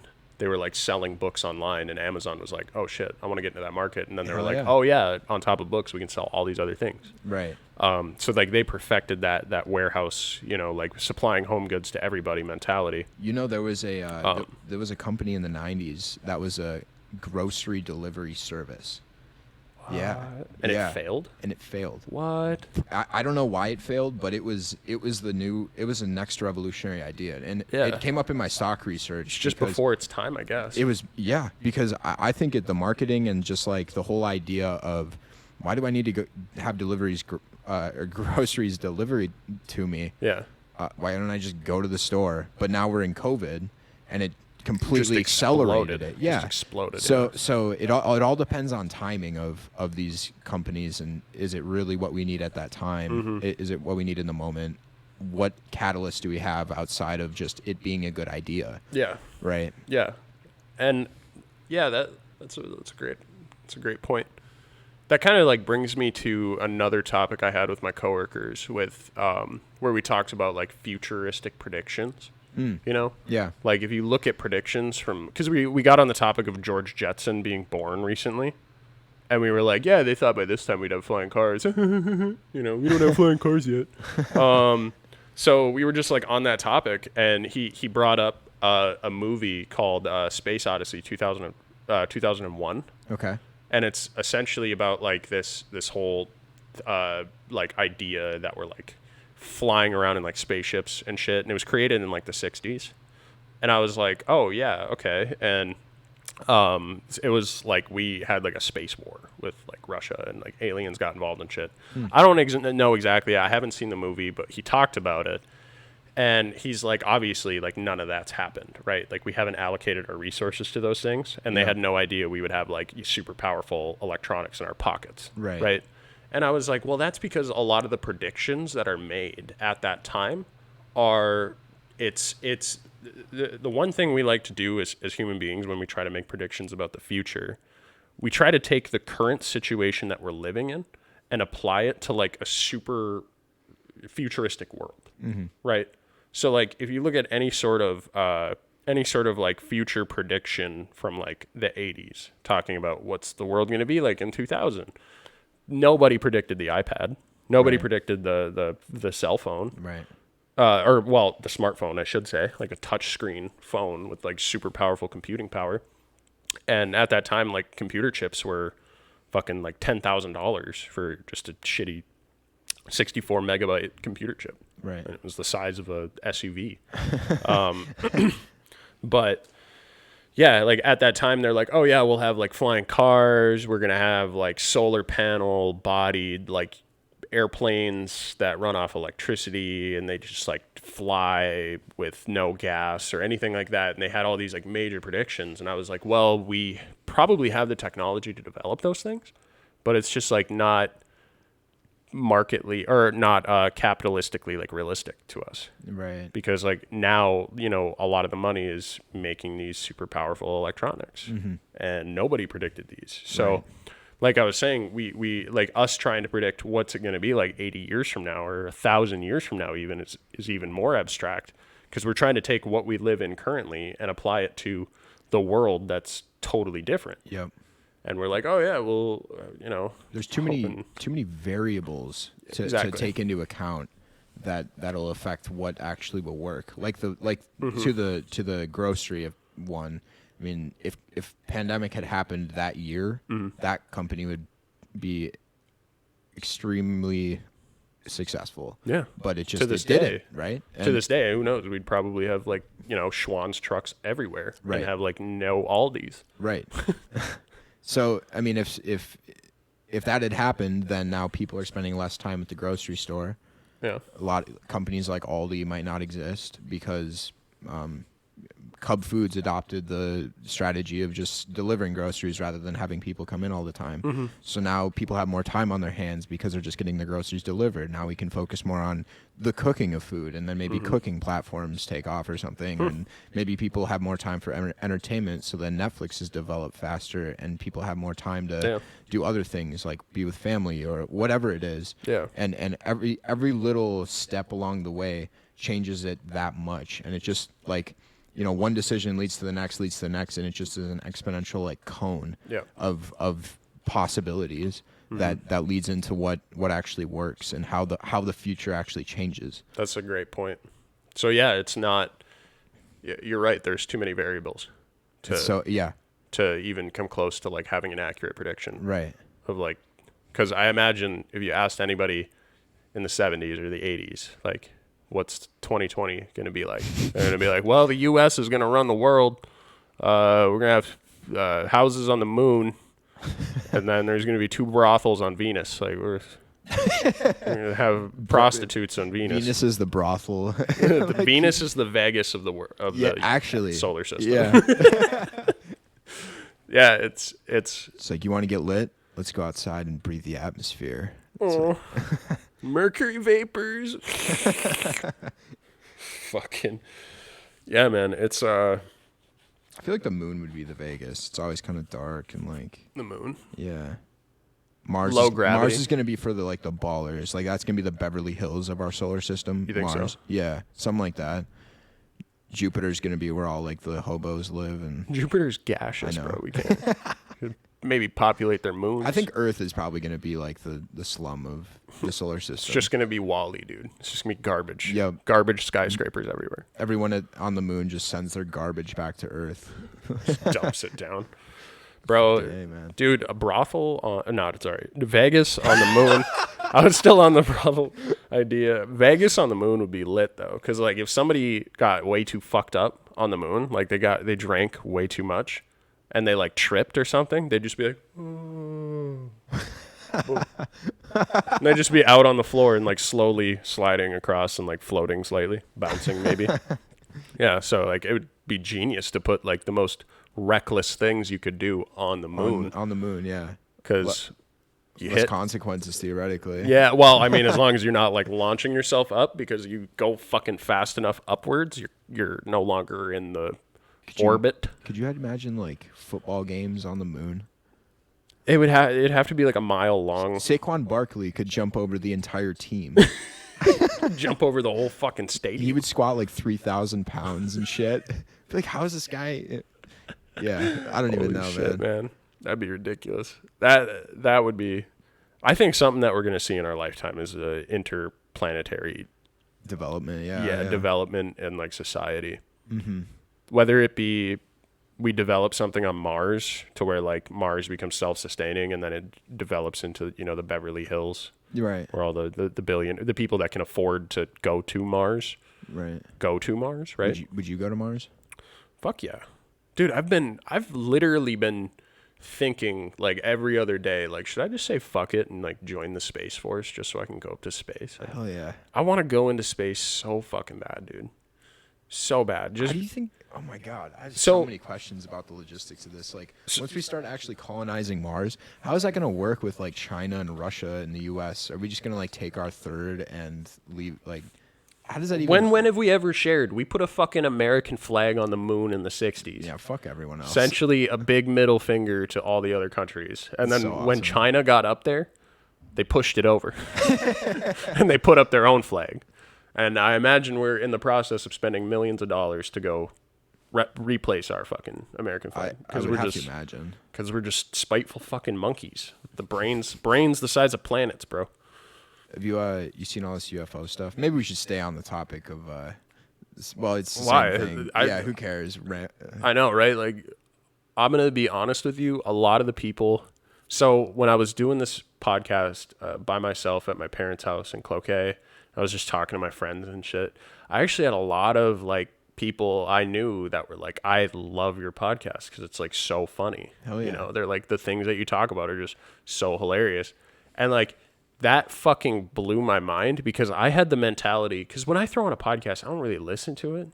I use a podcast to like either just have noise in the background of like me driving, and then I'll have like my own little like conversation where like I actually win an argument for once or something.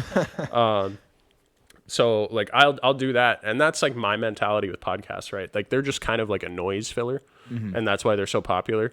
But then like I started talking to people, and they're like, "Yeah, we loved your take on like, you know, fucking Amazon and like how ruthless they are, and we loved your take on like the Minneapolis like riots." And like I was like, "Bro, you're actually like listening to me talk, like you're hearing the words I'm saying," because Right. to be honest with you, I'm not even hearing the words I'm saying. Like I record a podcast and then I fuck right off. I just upload it and let people tell me what they think. Right. Because listening to my own self-talk, I'm like, God, I'm such a fucking dumbass. Why did I say that here and why didn't I say that there? And if I don't do that, then I'm going to overanalyze the entire episode and I'm not going to be able to release it. Right. So I have to like disassociate so much to even remotely enjoy doing it. Right. Yeah, I can totally relate to that. Like the ones that I've been a part of, I'm like, it's like kind of hard to listen to myself talk. I'm just like, You're like, God, I'm so cringy. Yeah. I mean, it's part of like hearing my own voice for one, hearing like all the stuff that I hate about myself. I know, and we're pretty self-deprecating people. Yeah. So I think when we listen to ourselves, we don't like. You hear all the negatives. Yeah, like, all aspects. the negatives just pop into your head. Like, why the fuck did I say that? You know, Yeah. why are we talking about this? So useless. Right. Then other people are like, I think it's really funny. Like, I like it. Yeah, it's pretty cool. Like all my the input. My cousin, he's a state trooper, and he like listens to the shit. Yeah. He's like, dude, I love it because it's like he's like, I don't. You know, he spends a majority of his day sitting in a car watching people go by. So he like wants to listen to something, right? Right. And so he he talked about it. He's like, I think that shit's actually really fucking funny. Oh yeah. And so it's cool, but at the same time, it's like fucking frightening because I don't think anybody should listen to what I say. Like, I'm an idiot, dude. The fact that I got an engineering degree was just because I was able to cheat when we went online. So it's like, no, I'm fucking. I was doing pretty well. I did all of it. I didn't ever look to Chegg. What's Chegg? No, what is Chegg? I don't still have my account there. Don't look at my credit card bill. Dude, I actually. One thing I found about engineering school, or NDSU did right with engineering school, is that even if you were taking an exam or something like that and you wanted to cheat, you didn't have the fucking time to do so. Right. You had to know what to do next to be like, because like just pulling up a Chegg document, they'll usually have like obviously the word problem in there, and that's like what you search, right? You just copy and paste that into Google and it usually pop up on Chegg. And there was like a lot of times where like I was doing the exam and I was doing it fully online, but I was like doing it all on hand on paper, and I'd have to take a picture of it and send it in. Right. And like I'd finish with all the shit that I did, and I felt personally like I was flying through it. Like I wasn't stopping at places, I wasn't like second guessing myself, I wasn't double checking my work. I was just like going through and just milling it out. Just gotta keep moving. Exactly. Yeah, that's like your mentality in exams, right? Yep. You get like 1 hour, 10 questions, and you got to crank. You have to know the next move. Exactly. Yeah. So like I always knew the next move, and I would move on to the end, and then I'd like go to submit it, and I'd look at the clock, and I'd have like 5 minutes left, and I'm like, holy fuck, how do people cheat? How is it possible? Right. I get using Chegg for homework. I get using Chegg for projects. Totally different world. I wouldn't say that's cheating. I would say that's more checking your work and learning, because homework, I mean, if it's graded, it's still about learning. It's still about learning to me, and that's not as like detrimental as like using Chegg on an exam compared to using Chegg as homework or for homework. To that point, I've personally always been the type of person that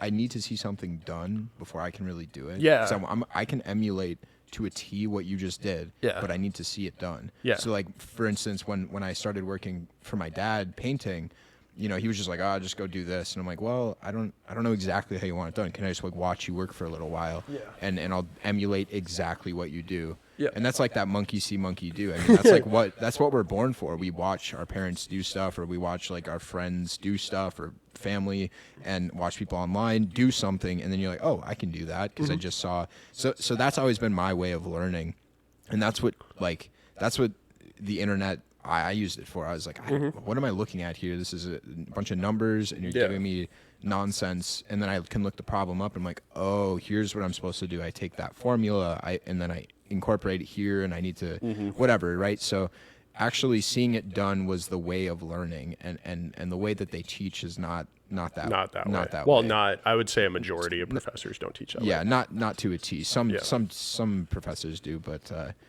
anyways, that was always a big thing for me. So kind of rationalizing out cheating, really, but it's how I learned. I don't look at it as cheating though. It's hard to look at it as cheating because it's not on an exam, right? Like I get it. It's not like the book grindy thing that like our parents did in the past, but a lot of like those word problems are pulled from. A lot of those problems that you're given as homework are pulled from somewhere. Yeah. Like even at Itasca, I never had a check account until I went to NDSU. Same. Because like you'd look the shit up on at Itasca, you'd look it up, and it would just pop up and it'd be like, oh, here's a book, that it shows up in. Yep. And then you'd go on there and be like, buy the book on Amazon for $64. And I'd be like, well, fuck, I'm just gonna go look in the book then. And then I'd look in the book, I'd see the exact same problem with different numbers, and then it would give me the answer. Granted, I didn't know how to do the process, and that caused me to like kind of dig into it and like try plug and play and try and get it myself. Right. But like that's so much more inefficient than just giving me a sheet that shows the process, allowing me to work through each step to understand, okay, this is what you do, this is what you do, this is what you do, then applying it to the next one, doing it again, and then doing it again until I'm efficient. Yep. That I think is much more efficient learning than actually like digging through a book and like looking at the rules for like a fucking adiabatic system in thermal analysis, right? Right. If it's insulated, it's adiabatic, and if there's no fucking convection, it's adiabatic, and and you're like, well, what if there's a little bit of convection? Like, just freaking out. So I don't know. I find it like those old school teachers really have not old school teachers. Teachers have like an old school way of like how they learned it, right? And that was digging into the book. That was asking their professors, who usually weren't condescending. That was, looking at other problems that were similar, trying them and like plugging and play. And it was just like a lot more grind for them because it was just such an inefficient way of learning. Like you had to dig through a book. You had to first go to the library. You had to find the book in the library, which was already a journey in itself. Right. And then you had to dig through the book until you found the section that you were looking for, and you had to do that for probably every single step in the problem. Yeah, and they just want you to buy the books. Yeah. That's really what it is. It is. It's a way for the professors to make more money. Yeah. And it's so ridiculous, but as long as like you can do the problem and you know why it was done that way and you know why you did it, yep, I think you're golden. Right. Like, don't get me wrong, I am rusty as fuck on my thermal analysis. Like, I tried doing a hand calculation for a thermal analysis project at work, and like it came out to like, I like did the calculation and it went from 800 degrees Celsius to like room temperature in like a 6-inch span, and I was like, well, that's not right, like at all. Right. So I was like, oh fuck, and then I did like the ANSYS simulation, and I was like, oh okay, and then I looked up, how to do a hand calc FEA analysis, and it's just very tedious, but I got a lot more realistic of an answer by looking at an example, right? Because I already had the fundamentals within me, right? Right. Have you taken the FE? Or is that even something that you... I don't think I'm going to do it. Yeah, because I know mechanical, it's not like a huge deal, but in civil, it's like the thing to do kind of deal. Well, with mechanical, the only way that you can be in like consulting is if you get your FE. Okay. Like you have to have your fundamentals of engineering to like be a consulting engineer. Yeah. Because like you have to have that like certification showing like, yeah, you're going to hire my company as a contracting company. All these engineers know their fundamentals. And then you have like a professional engineer at the top that oversees it. Exactly. It's very similar to civil. Yep. Civil work. But I don't see myself going that route. Yeah. I see myself in the next 5 years starting a company that allows me to quit work. Hell yeah. Same. That's I don't tell my boss that, but that's what I see myself doing. That's what I see myself doing. And I personally do think Minnefucking is the gateway to the start of that. Fuck yeah. I think if I could make this like even an Etsy brand, like if it's just like a side hustle, like a little Etsy side hustle, where like I just have to go home and let my 3D printer make some shit and let my laser engraver mill some or maybe even like a mill just mill some shit out. Like I think that's what you like to do. Yeah, it'd be cool. Hell yeah. It'd be cool. And then I think like making Minnefucking t-shirts and all that other stuff would be nice. Hell yeah. And so one of my best ideas I've come up with is making a dispensary/lounge. Ooh. Like dispensary/weed lounge. Yeah. I want to make it in Duluth, Minnesota, 100%. Like that is my goal. I have no other vision for it anywhere else, because there is a similar place I saw when I was in Amsterdam, and it was a cafe. Yep. Granted, it was a lot more rundown. It was not even remotely. I've been to one. They're like really grungy. So ghetto, dude. Yeah. It's so ghetto. But I like walked up and I was like, hey, can I buy some weed? And they're like, yeah, it's €20 for a gram. And I'm like, damn. Jeez, and then I was like, all right, where is it? And I was expecting to be like brought into a room that's just like all glass and mirrors and like little jars and shit. Mm-hmm. Nah, dude, the lady just opened up a Tupperware thing and like pulled out a bunch of weed, put it on a scale, and was like, meh. Yeah. And I was like, what the fuck? Like, this is so weird. So weird. But then they had a little back room where people could sit and like smoke, and they had like pieces you could rent. Oh. It was actually really cool. The back room was just like couches and like tables, and like you could go up and order like coffee or tea or water, whatever you wanted, but they didn't have any like alcoholic beverages. Gotcha. But you could sit there and smoke a joint, or you could sit there and rip a bong. Mm-hmm. They had like some really cool stuff too, and I was like, in the U.S. that would kill. Yeah. That would kill. 100%. Because, like, let's say you're in Canal Park, Duluth, right? And, like, you've been walking around Canal Park, like, all day. It's towards the end of the day, and you're like, I want to go I want to go buy some weed and, like, smoke a joint and, like, play some video games. And if you could do all of that in one area and hang out there for, like, 4 hours with your friends, like, if they sold pizzas, it would kill. Oh, my God. You'd sell so many goddamn pizzas. Dude. Like, I was thinking if you had, like, board games similar to, like, how breweries are doing it now. And if you had, like, video games and, like, TVs, and, like, you played, like, big events, like, let's say, like, the Super Bowl was on, and you, like, threw that event out there. So you had, like, a bunch of chairs and shit. I love this idea, by the way. This is so cool. I think it would be a fucking sweet idea.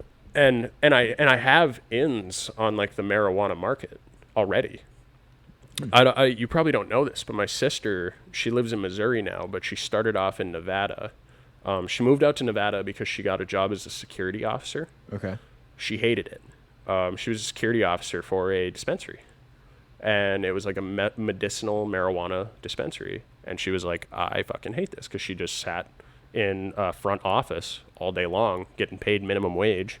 She's like, I need to, get out and do something. Right. And so she talked to the manager of the place, and she's like, hey, I'm really into like botany and agriculture. She's like, could I do something along the lines of like trimming buds or trimming weed or anything like that? So he's like, yeah, we got positions for sure. And so they got her a position doing that. And so she eventually worked her way up to be in charge of like an entire area, where like she was in charge of like setting it up and like planting the seeds, making sure that they were like growing properly and stuff like that. So she started fucking around with that. She was like, oh, when I grow, the White Widow strain next to the birthday cake strain, the parasites don't attach to the white widows, so we don't lose any. We yield enough to make it profitable. So like she started like experimenting with it, like messing around, and she eventually like worked her way up with no degree to getting to this point where she is now in charge of an entire grow operation in Missouri. And she's making over $100,000 a year. Like it's crazy, dude. But yeah, man. But it's just she's doing crazy things. But if we need, we need to find like some sort of vendor to start something up like that in Minnesota, we wouldn't necessarily have to grow our own. Right. I could just have it. I could have like all of the startup costs be taken over by like that company. Be like, hey, do you guys want to get into the Minnesota market? Right. Boom. They supply us with everything we need to grow it. Hell and yeah. Probably a building, probably a big investment as well. And then the lounge is more probably what like if I were to start it on my own, that's what I would own. But I imagine the dispensary would just be coming from them. And like that's not where I want to make the money. Where I want to make the money is like renting out like a crazy ass like giant octopus hookah that like somebody rented for $50 for like an hour. Right. And then they also bought like a bunch of pre-rolled joints and then maybe like a grinder or two. Right. The merchandise side. Merchandise. Yep. And like I feel like renting out pieces is where like you could make a lot of money for people coming in. Like they could bring their own, I guess. But like, would you really want to? When like, or just make a rule, no bringing your own. Like you have to rent.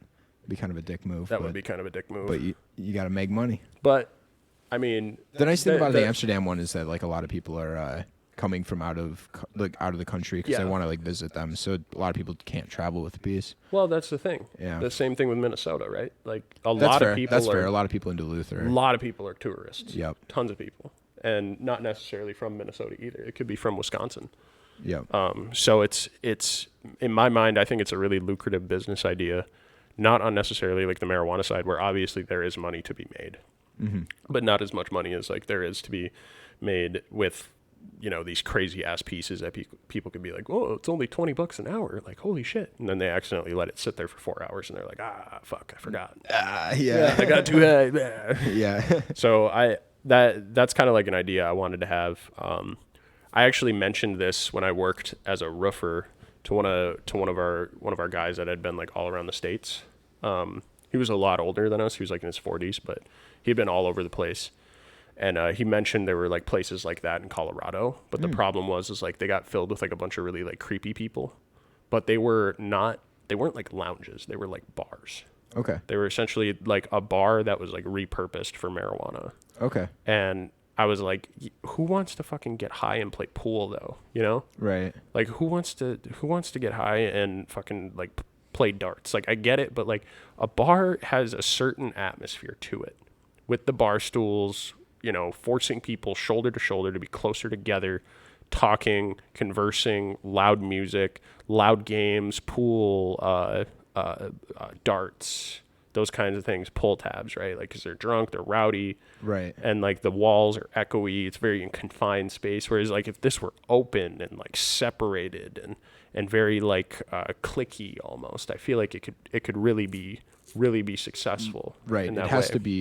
to be in line with, like, the sort of experience of just getting high. Whereas the experience of getting drunk is kind of clunky, it's loud, and it's rambunctious. And a lot of, like, those games go along with that. Mm-hmm. Yeah. But so like the atmosphere of this one would be more in line with chill, like just hanging out, like watching a movie or something like that, right. Or like playing a board game with your friends, or playing 2K against your buddies. Oh my god, I'm so excited! Eating a pizza. You gotta do it. I want to do it. I want to do it so bad, and everyone's telling me no, and I'm like, you know what? Everyone told fucking Jeff Bezos no. Everyone told Elon Musk no. Fuck that. Right? Yeah. Like, fuck the haters. That's the craziest thing. Like, people get told no all the time, and it's like when they keep pushing. Like, Starbucks wouldn't exist if the guy wasn't persistent. Right. He went to like over 200 banks or something like that to get a loan. Oh my god. Yeah. Look where they are now. Right. Everywhere. It's literally. I leave my house and I go to work. I pass by 4 Starbucks. Oh my gosh. And we actually get supplied free Starbucks at work. Yo. That's pretty nice. It's so titties. That's pretty nice. We get Folgers coffee. And that's only because like one of your coworkers bought a can of Folgers. Yeah, Jerry brought Folgers again. And you gotta make it in your fucking piece of shit 1990 coffee pot.